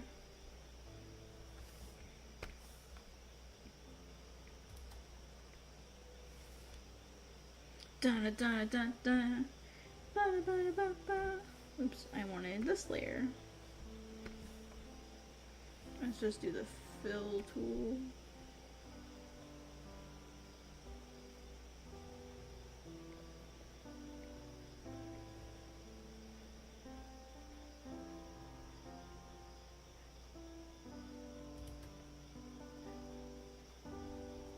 Yeah.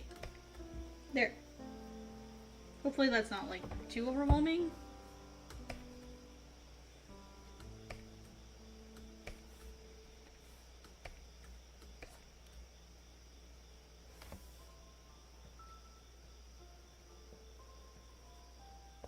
And see, now I can merge these two.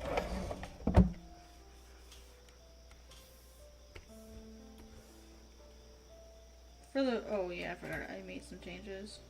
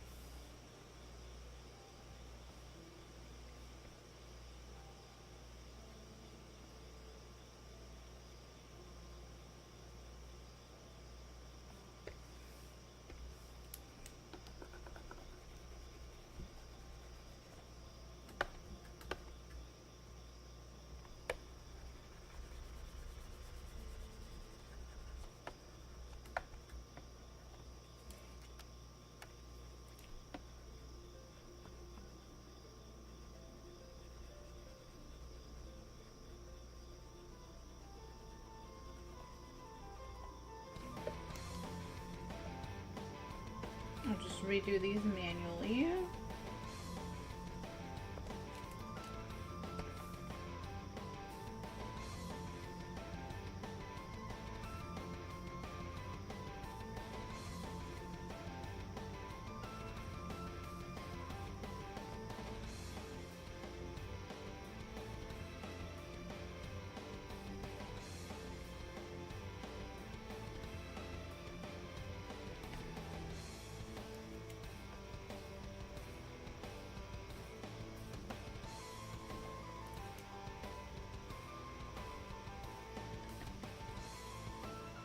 I'll redraw this manually.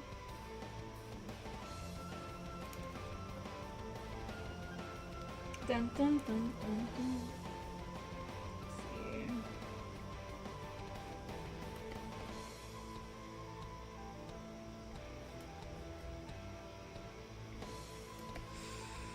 see. Okay, let's see. Let's get our hood in.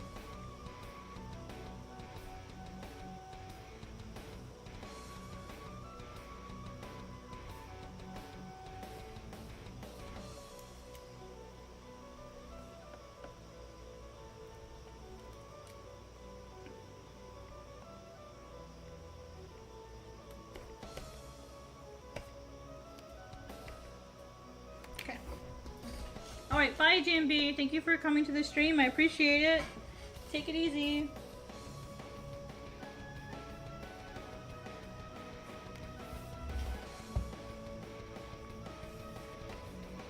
Alright, let's get some whites in here.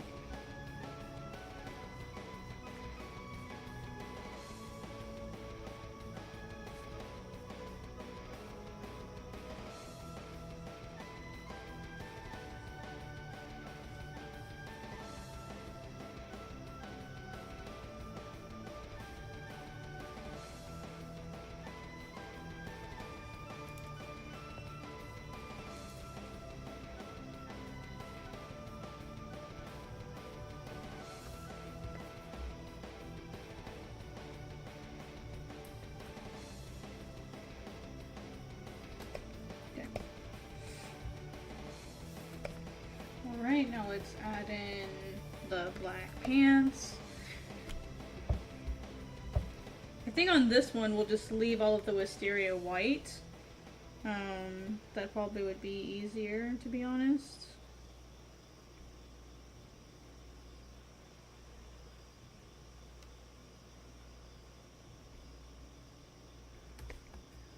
The other option would be to make it white line art, which could be interesting.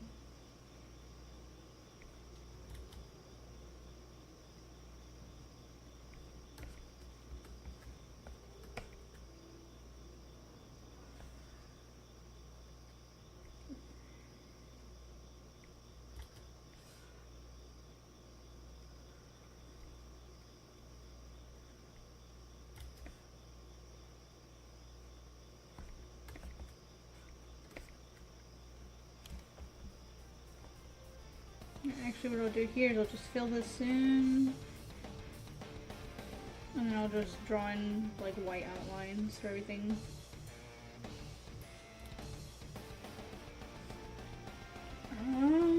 Actually, I should have it closed off, so let's try the selection tool actually.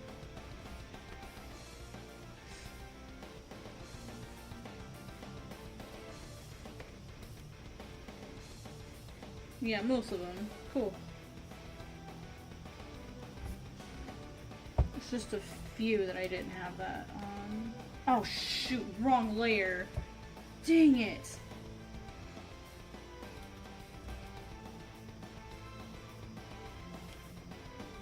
Okay, it was just the fill that was on the wrong layer. Whew. I was about to say, oh my gosh, all of my fills are on the wrong layer, you guys.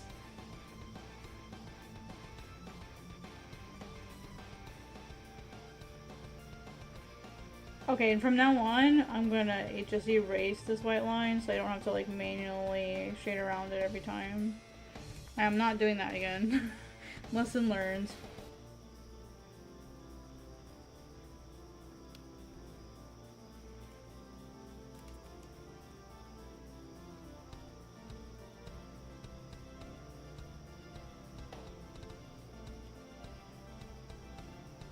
I'm gonna make a brush for this too. so that I don't have to manually go in and color and draw them like I am now. Just make a brush for that.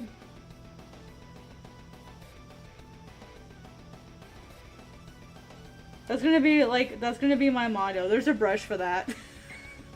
There's a brush for that.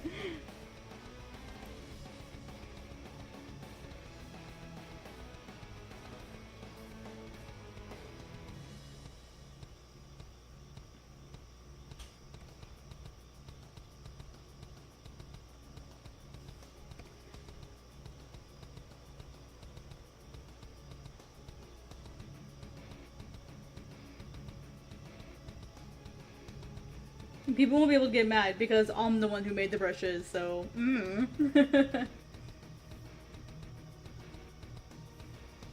Alright, let's turn our sketches off. See how it looks. It doesn't have to be perfect, it has to be a sketch.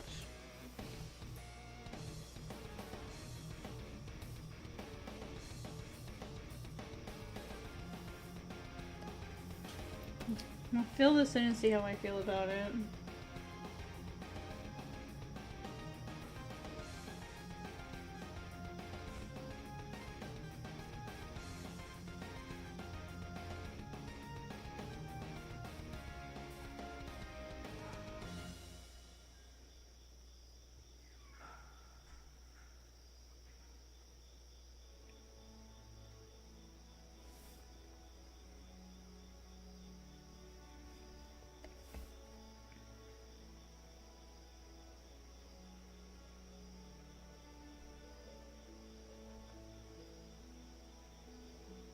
Alright, and then the boots are brown, so they're like 50% gray.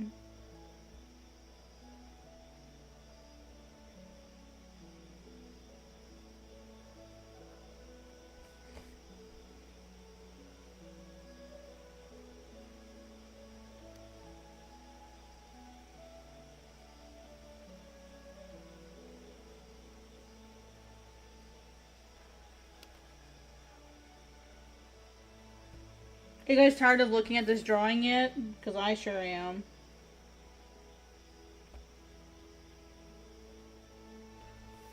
I'm kind of tired of looking at this character. I'll probably switch over to a different character for a little bit.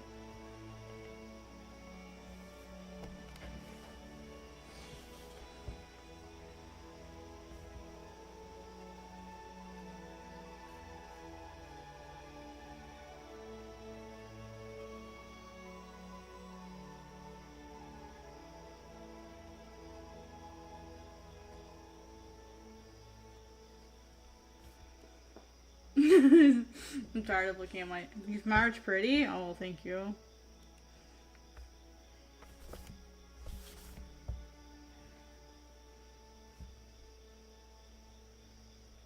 Oh, thank you, Photoshop, for auto-saving when I'm trying to color! The most stressful part of the entire process, and you think now is a good time to color. Or time to autosave. I mean, thank you for auto-saving, but also stop it. Thank you, but stop! Stop, Ron! Stop it!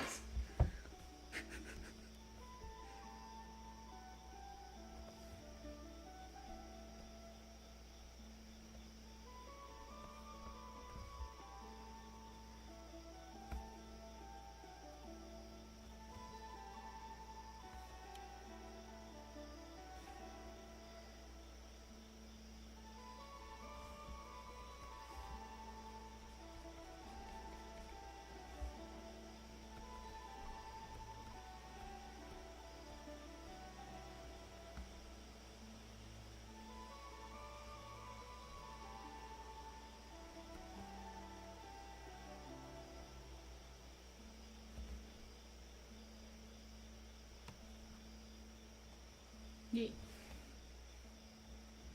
Alright, what do you guys think? Is that something interesting? So the logic here, her body's made from clay, the clay body houses a soul, and if that vessel gets broken or cracked in any way and any sunlight leaks through, it can burn / melt the soul on the inside. That's controlling this sand, well, not clay, sand, the sand vessel. So that's why she covers up.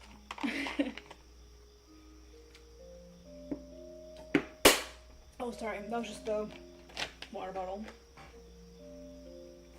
It's really loud. Hopefully it's not too busy. I'm sure I'll simplify it over time.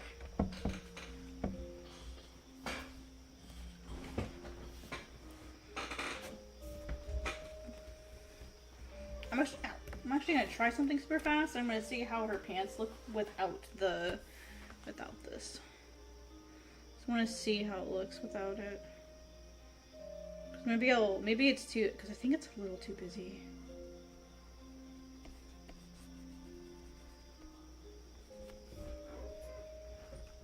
It's kind of, yeah, it looks pretty plain, doesn't it? If I got rid of only the top ones.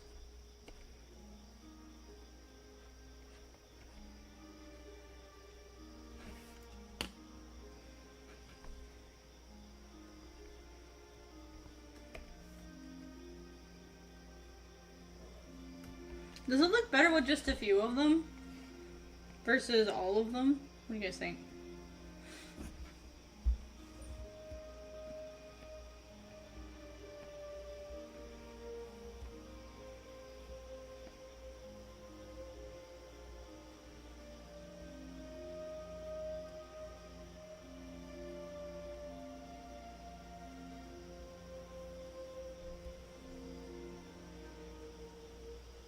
I mean, the other option would be to make the pants white.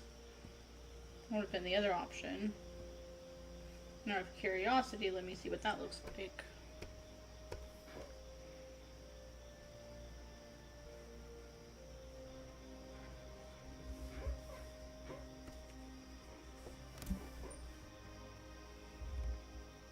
Oh no, I definitely do not like that. Scratch that, that was a bad idea. That looks awful.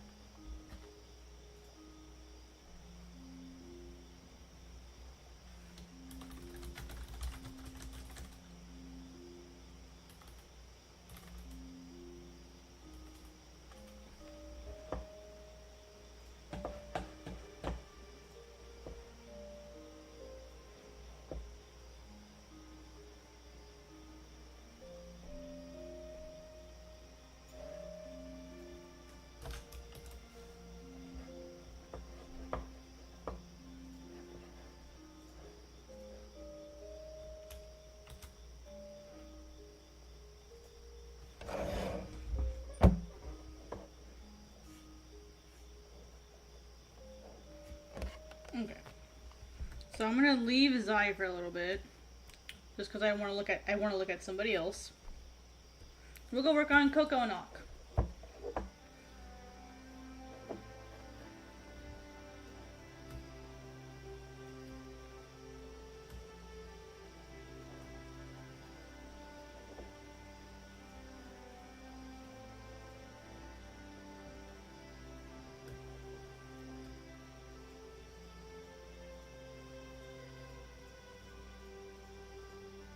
Okay, I need to make sure this text fits in here somehow.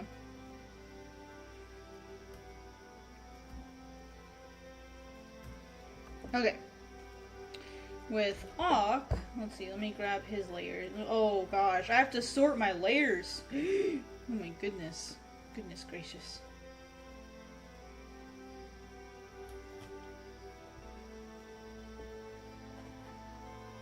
These are all my sketch layers that I don't need anymore.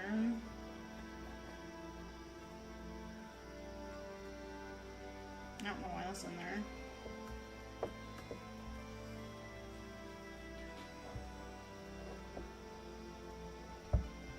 Thank you. Yeah, I think all looked good. Alright, so now I have to sort these out into folders. What is this? Oh, that's all of that stuff. Okay, so we'll do... Yay, get to sort out my layers!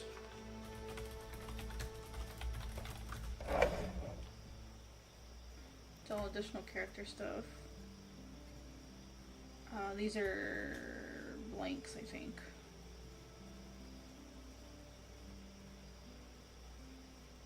Oh, no, this is the Aiden and Aikeku that I already drew.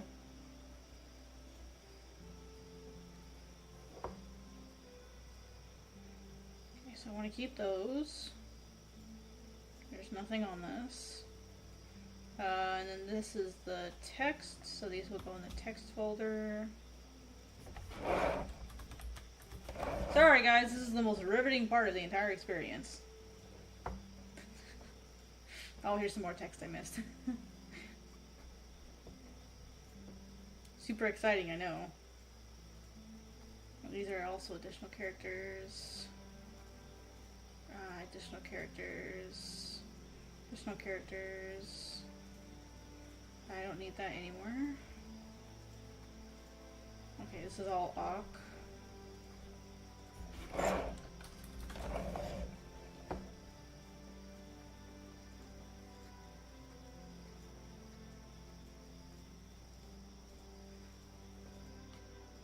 See, why would I do that? Why would I put stuff that's for Coco on Ak's layer? Why would I do that?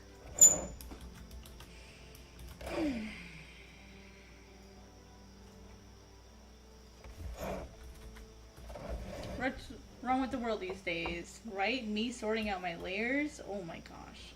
I learned my lesson, okay? Like, having to reorganize 50 pages in, like, a week was traumatizing. Never again.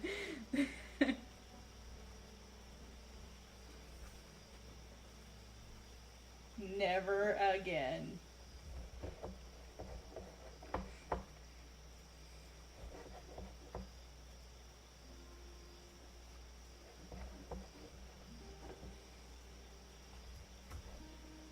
Okay, I can delete 6.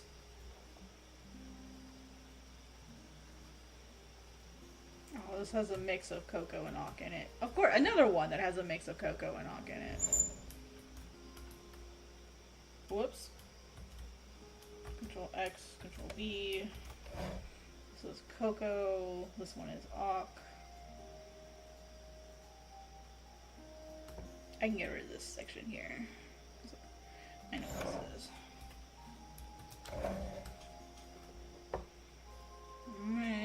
What is this? Oh, additional characters. I was wondering where that went. Alright, cool. Now, oh, what is this? You should have been there. Look, Dustin, my folders are all organized. Isn't it beautiful? Okay, now they're organized. Isn't it beautiful? Next you'll tell me start name. No, Dustin, are you crazy? I'm not that civilized, okay? You still gotta live a little on the edge.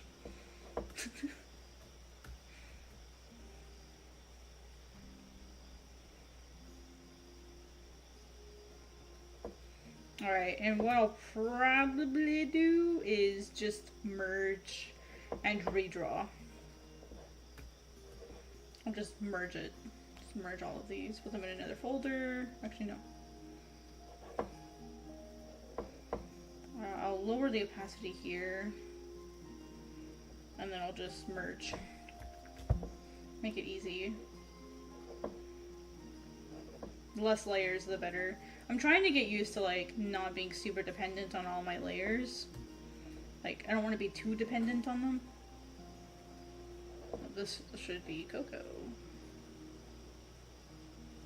Because I feel like I'm too dependent on my layers.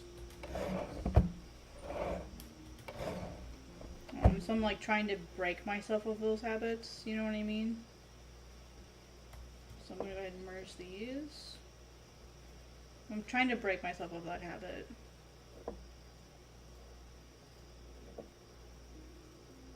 It also makes it easier to do this.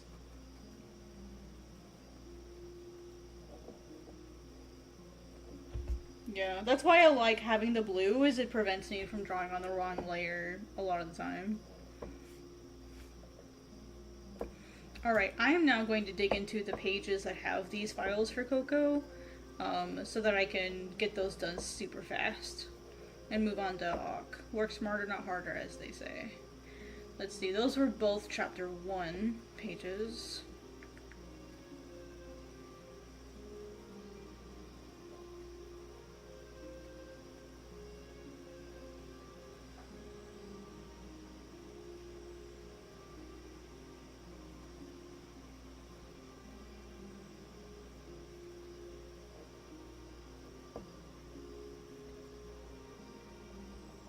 Of course, it's like a massive file because it has a gazillion layers. Oh, that's smart. Yeah, I'm sure you still end up trying.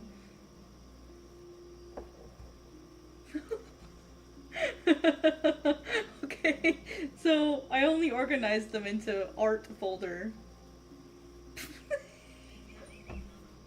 I outsmarted me. I thought I had this all organized. Dang it. Oh my gosh.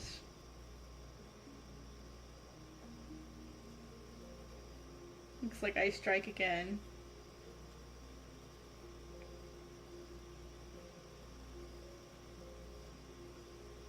Okay, that's a white correction layer. I'm just like deconstructing it until I find the layers I want. Okay, here's one. I'll mark it. Here's one. There's nothing on this layer.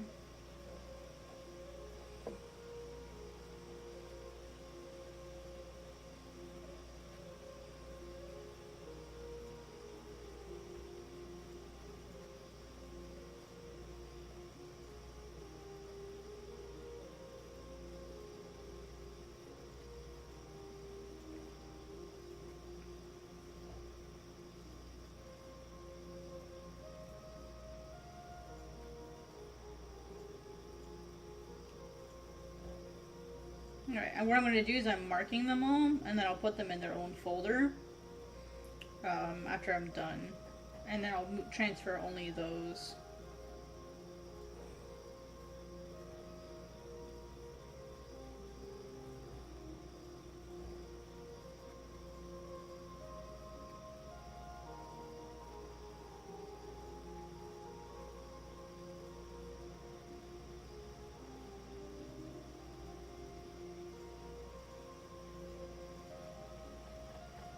See, kids, this is why you're supposed to like do your layers properly, so that you don't end up like me, trying to hunt your layers down in your original files.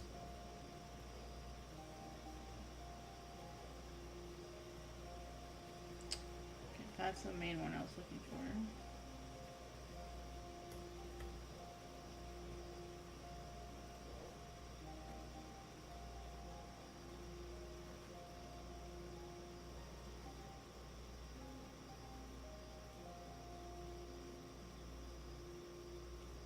So these are the ones I need. They're all marked with red, so I'll make a folder. Or I'm going to save it before I do anything else.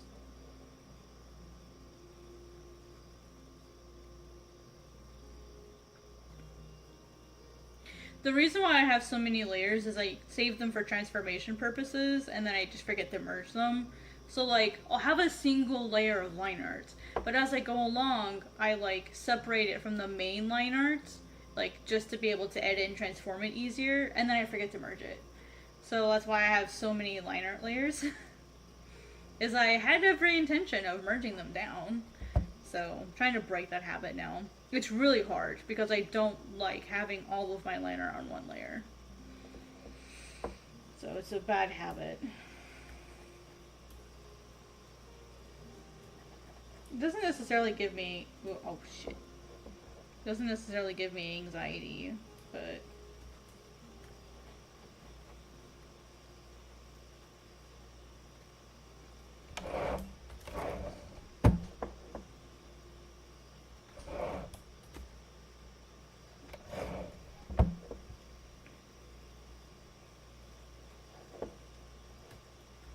see how easy that was?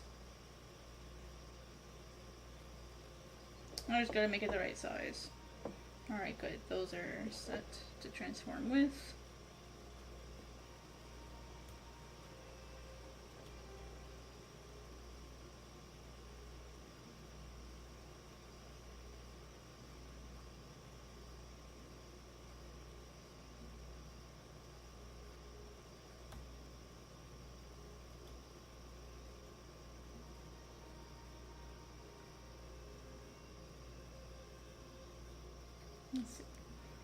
See, I do that too, but I end up merging it all once I deem final. Oh my gosh! Like, just your, you mean just your line art, right? You don't mean like your shading and your line art.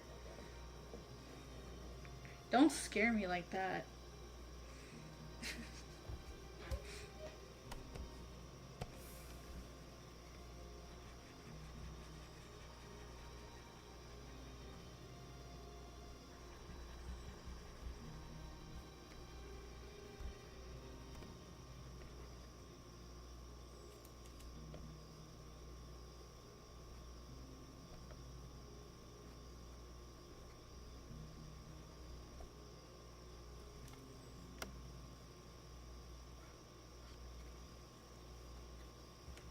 Okay, yeah.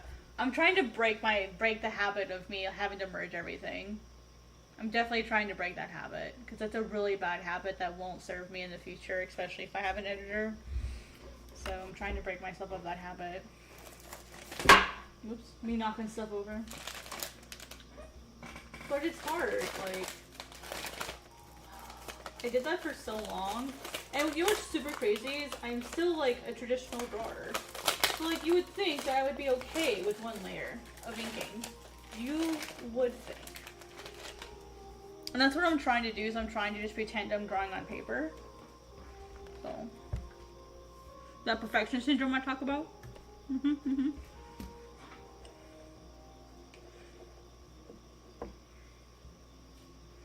Alright, I'm gonna save this and name it.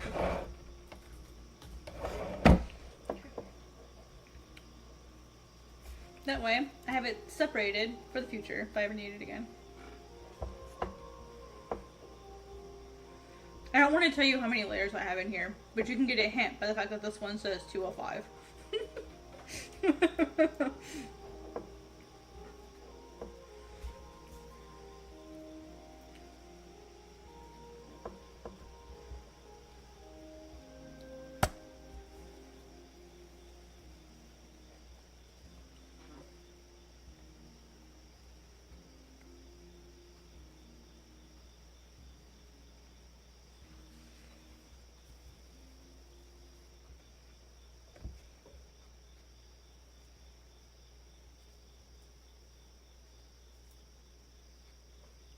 Come on, open.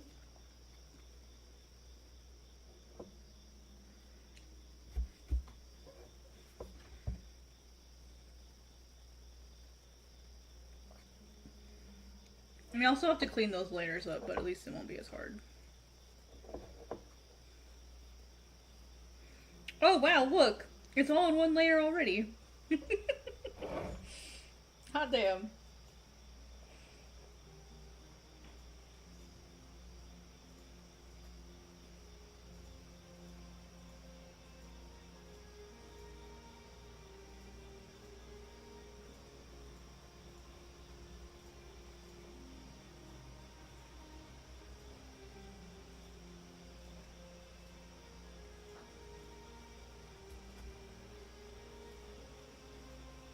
And I have a lot of layers that I don't have anything on. Mostly because I make them to be able to like add like radiance and stuff too. And like nothing ever gets done with them. Yeah, they're usually the layers below gradients.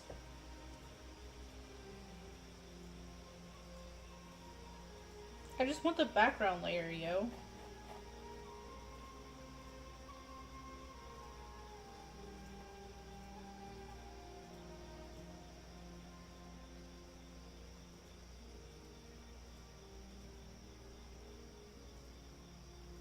Okay, here's the ground.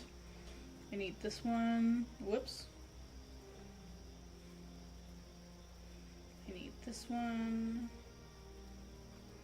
Alright, and here's all the smoke layers, I assume.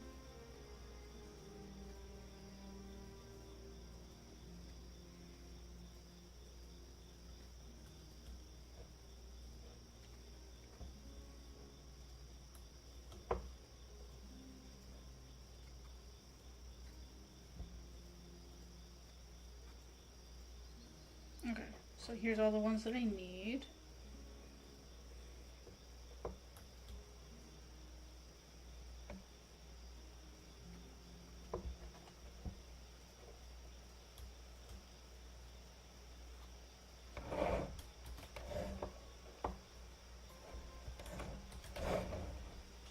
Oops, didn't mean to put that in that folder. Actually, this one needs to go on top.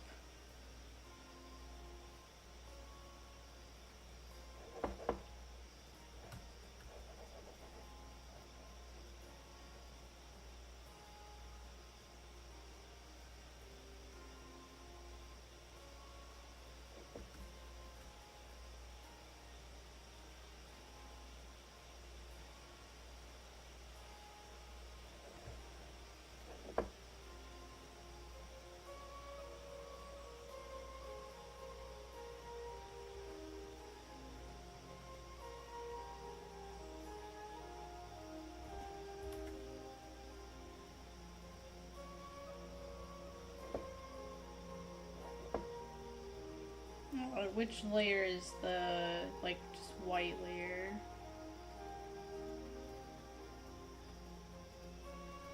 This one. Let's see.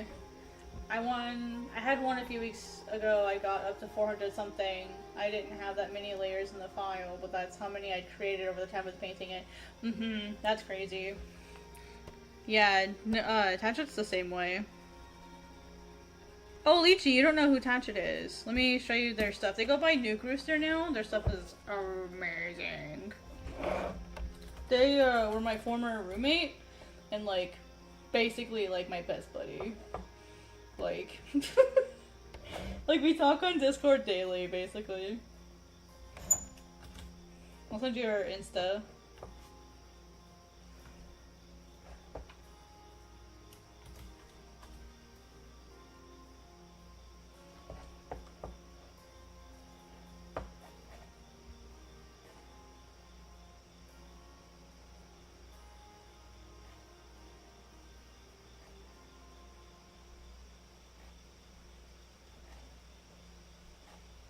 They're so beautiful.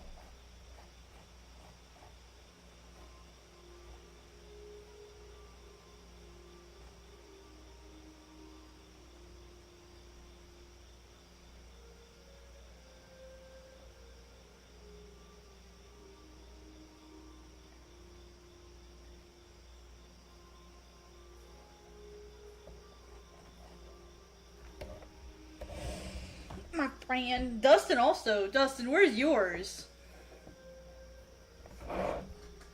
You should see Dustin's stuff. Oh,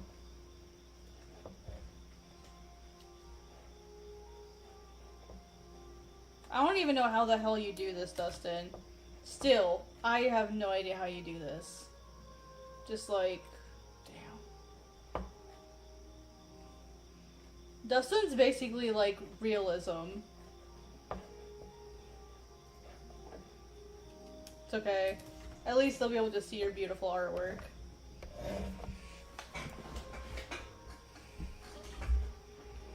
Oh, my legs. I'm stretching really quick, guys. I need a minute to stretch. My legs! My legs! Oof.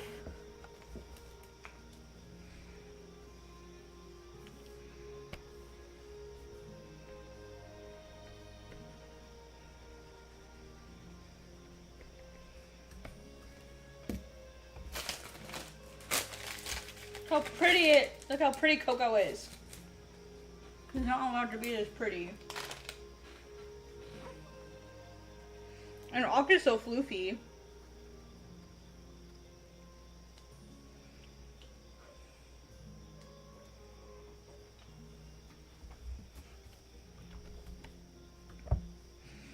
Alright, well, Coco's done. Oh wait, Coco's not quite done.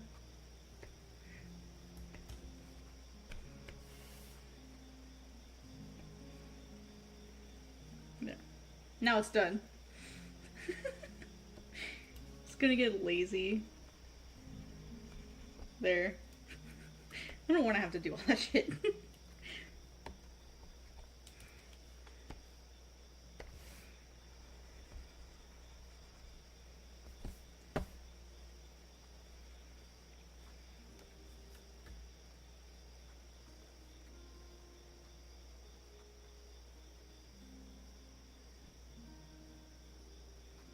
There.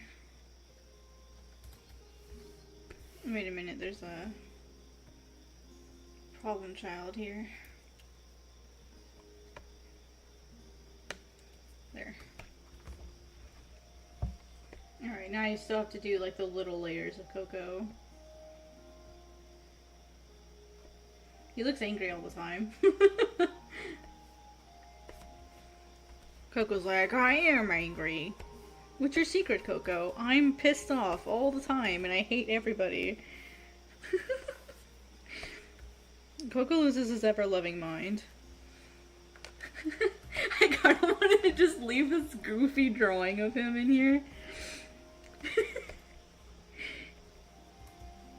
Just be like, y'all have to take this seriously now. Just silly little bird drawing.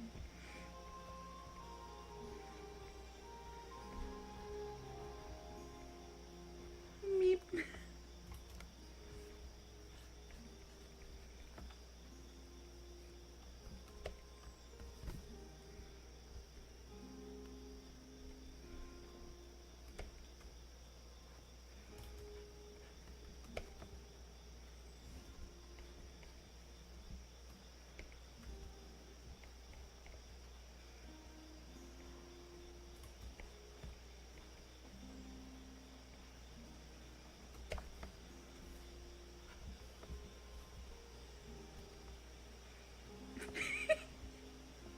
I am totally leaving this.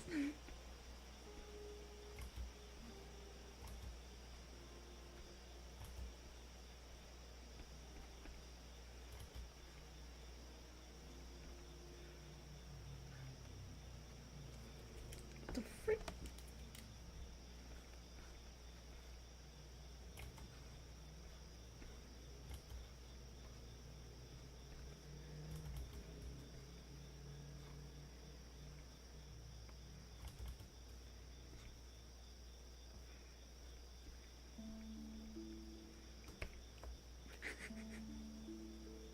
Just kidding, he's floofier than this.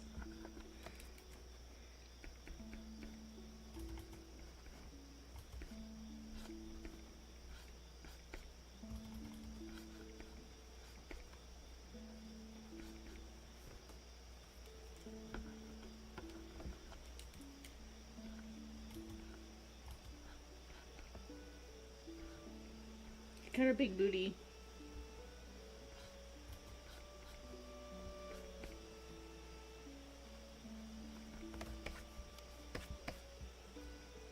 Oh yeah, I forgot. I make his butt stick up.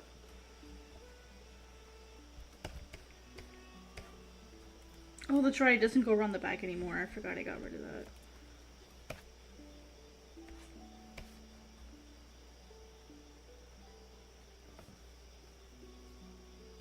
Yes, you're welcome.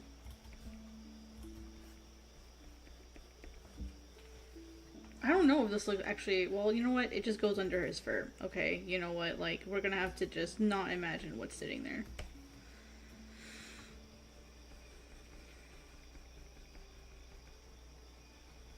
Okay, don't use your imagination. Just don't do it.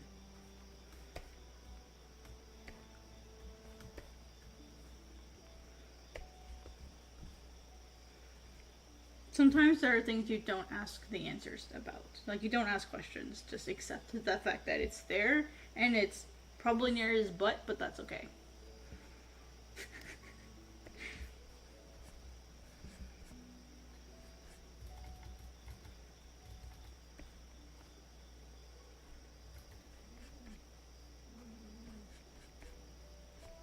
Miso is snoring.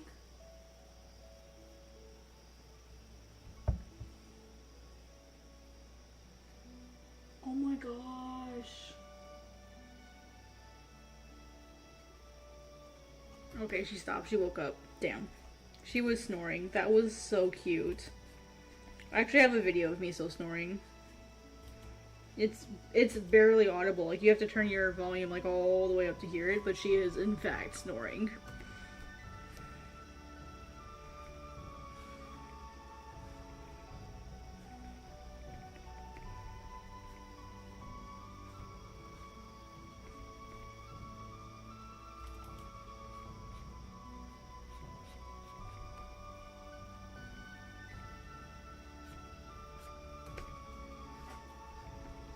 I had a really hard time with, like, redesigning Auk, to be completely honest, because I was happy where he was.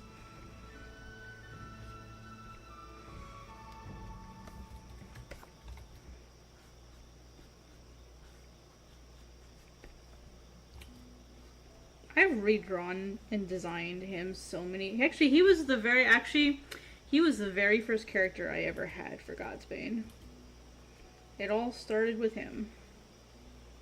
Look at them eyebrows, you guys. That's intense. It's intense eyebrowage.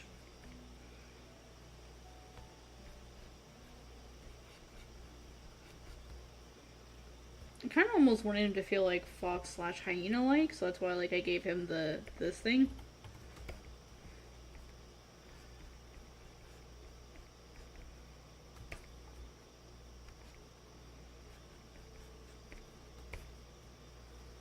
I kind of wanted it to feel almost like a mane, almost.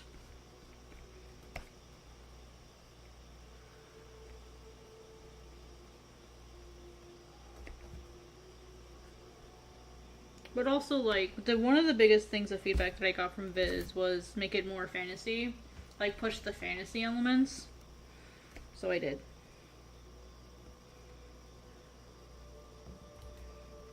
Does it make sense? I don't know. Does fantasy have to make sense? No.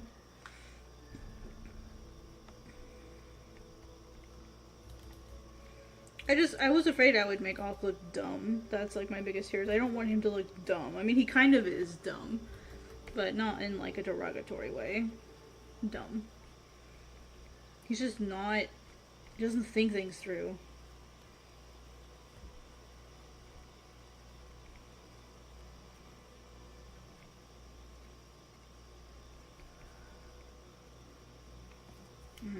What if it was more of,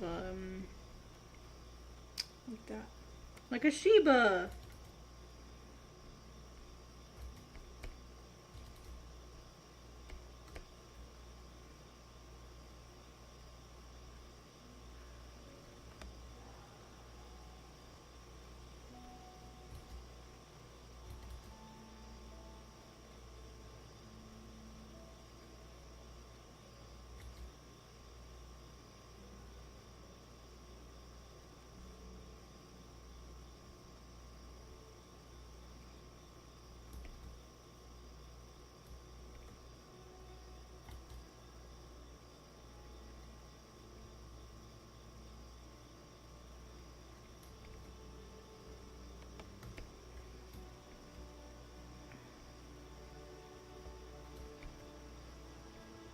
I don't know if that looks good. What do you guys think?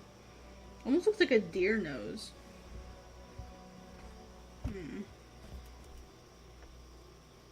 Have I forgotten how to draw noses for canines? Apparently so. Apparently I have forgotten how to do that.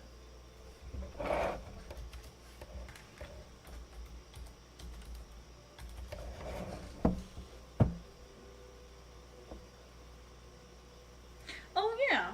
How did I forget about that?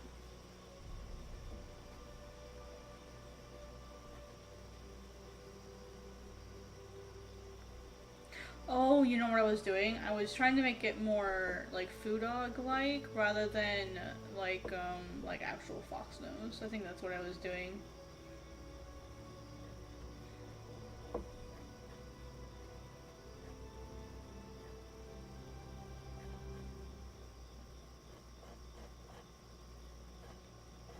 Alright, let's get a reference up. Ooh, this is a really good reference. Alright, let me get this one here. Alright, so here's this snout. Okay, this isn't centered properly for one. This is a 3/4 view.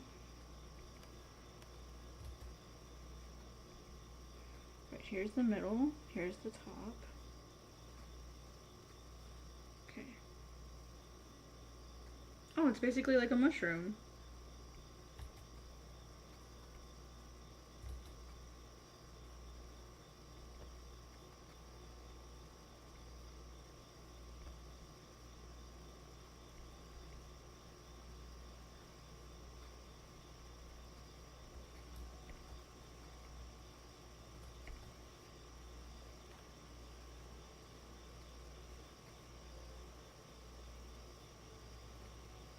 I wish they showed a side view better.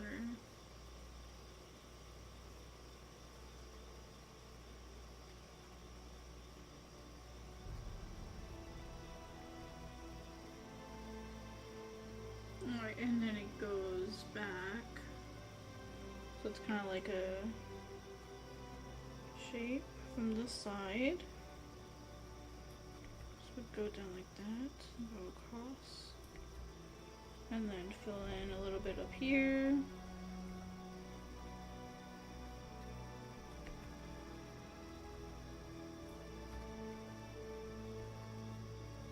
You just saved. Why are you doing it again?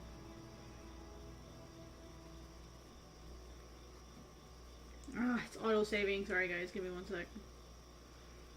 Saving recovery information. Recovery settings can be adjusted under Preferences. Endearing. He is a good boy. I'm just waiting on autosave to finish. Autosave! There it goes. He a good boy. Misunderstood boy.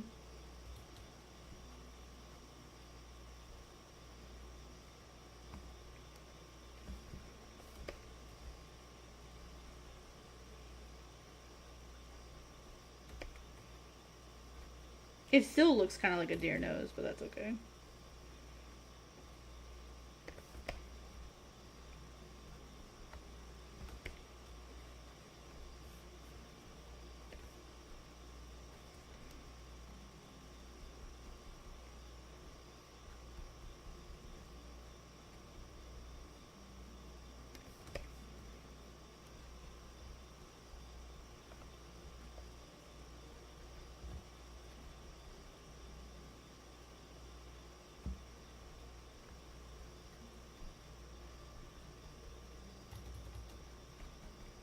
This is just a sketch, Jackson is just a sketch, it's just a sketch.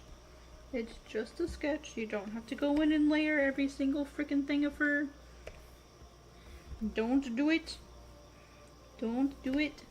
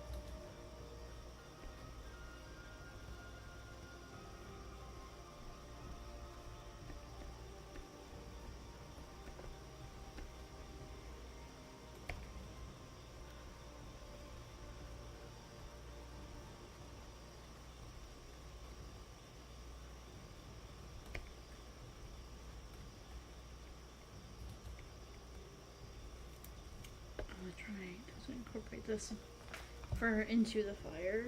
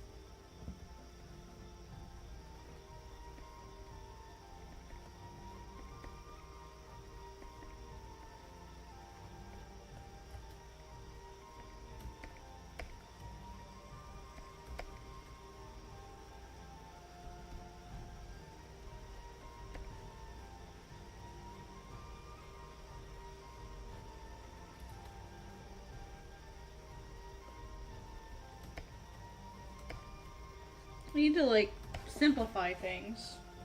So I don't want to have to draw all of these details. So I'm going to redraw these simpler. That's why I drew them simpler initially. Now I'm going in and detailing it.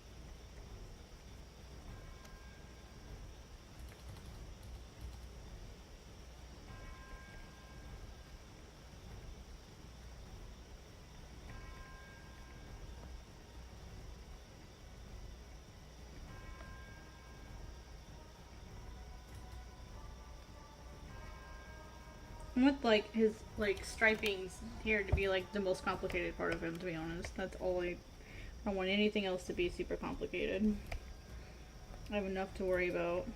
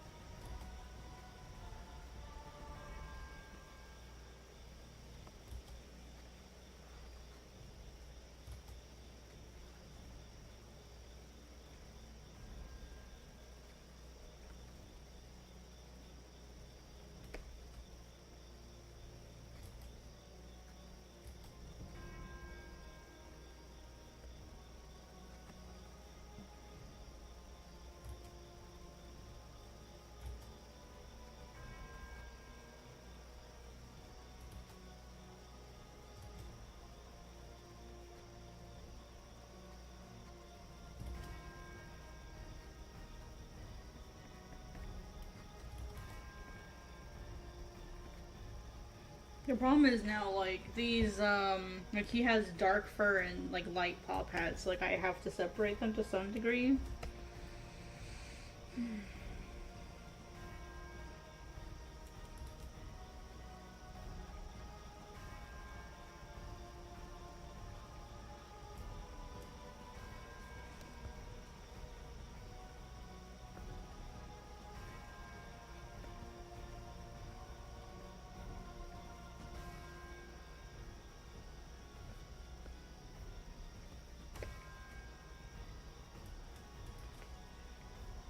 Oh, Dustin, did you see the Nocturne, the Castlevania Nocturne trailer today?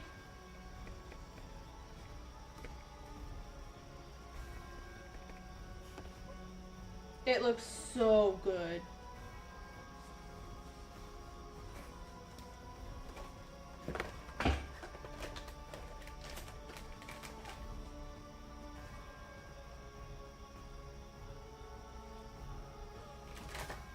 Oh my, you gotta go see it.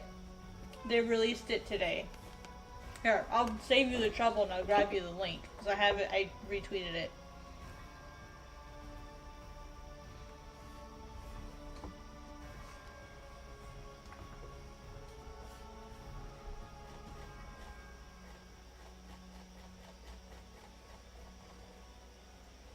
I even bookmarked it, so.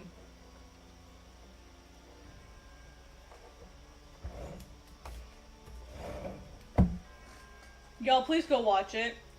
Like, go watch that and come back. You hear?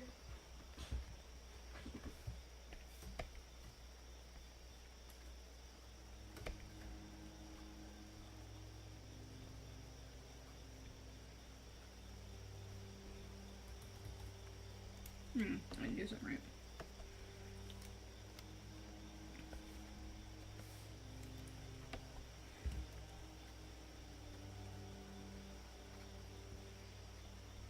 Okay, so paw pad.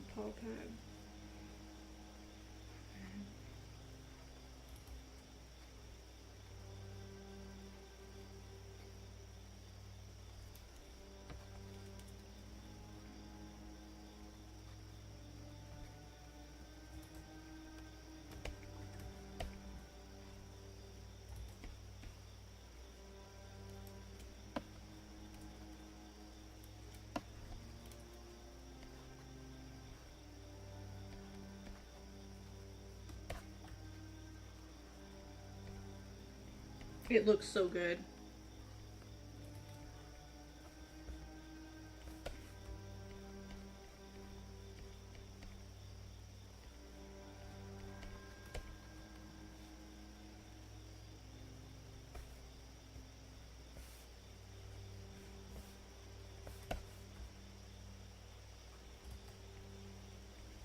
I mean, it's technically a different storyline, especially with Richter, but I think it'll still be good.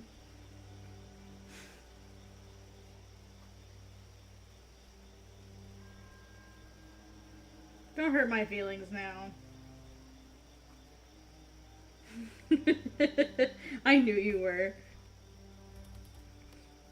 I know you by now, Dustin.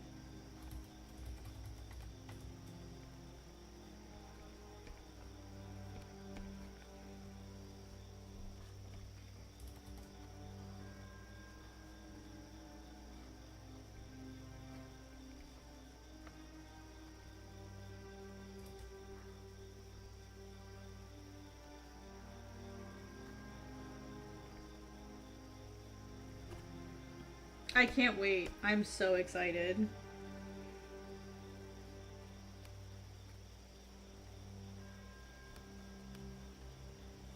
Right? And the music that went along with it? Oh my gosh, amazing. What? You did? Oh yes, please. It's like, it's just as good. I personally think it's just as good. Dustin, here's how good it is. I bought the art book. Okay. Enough said.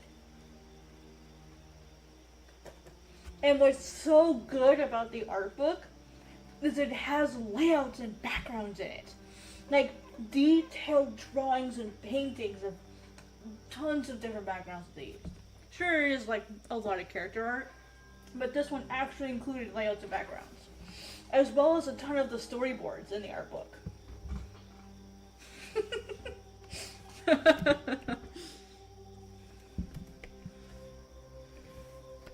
Especially a $75 art book.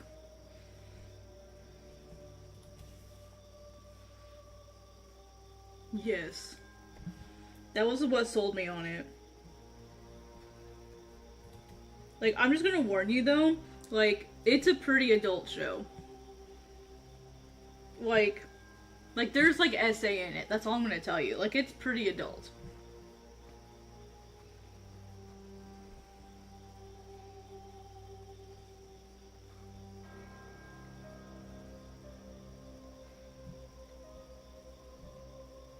Like, even I was shocked, like, how dark it got in some parts.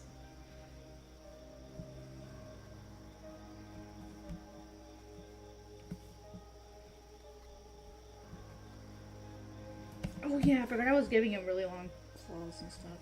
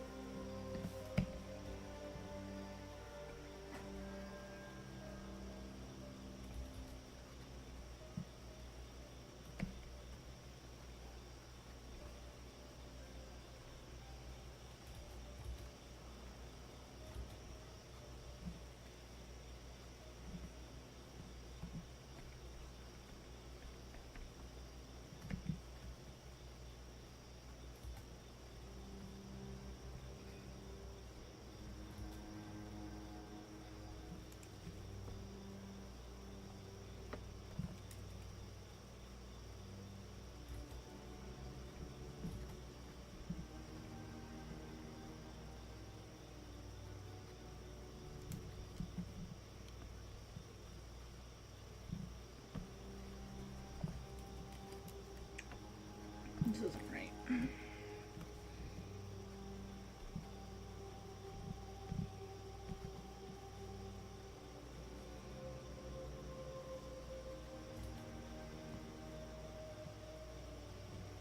I need a sketch layer underneath this really quick. Well, here's the paw pad. Doing 1 toe, 2 toe, 3 toe, 4 toe.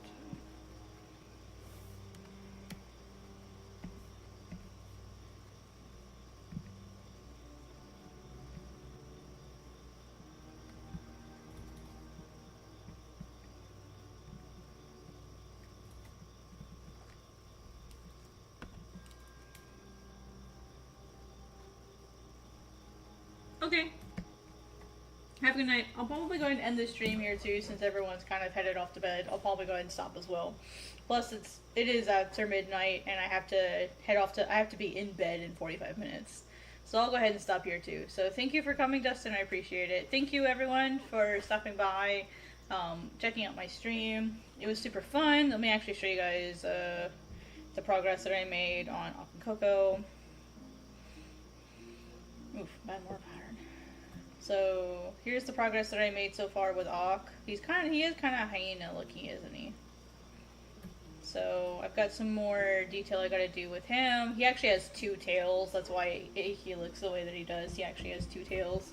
So I need to get those organized a bit better. So thank you all for coming. I super appreciate it. We had 26 views, 6 likes, with an average duration of just under 20 minutes, which I think is pretty awesome. Not bad for a 3-hour stream. I think that's pretty good.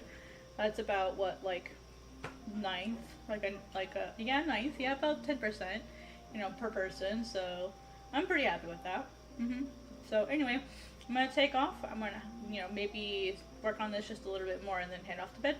I'll see you guys tomorrow at 9 p.m. I'll be putting out a community post that'll be starting at 9 p.m. every night now. I think that's just gonna work better for me. So we'll see how it goes in the future. We'll see if it impacts my channel at all, because streaming late kind of stresses me out a little bit as far as like how it'll affect the channel. Anyway, works better for me. Will it work for the channel? Don't know. We'll find out. So I'll see you guys next time. Thank you so much. Have a good night. Ciao.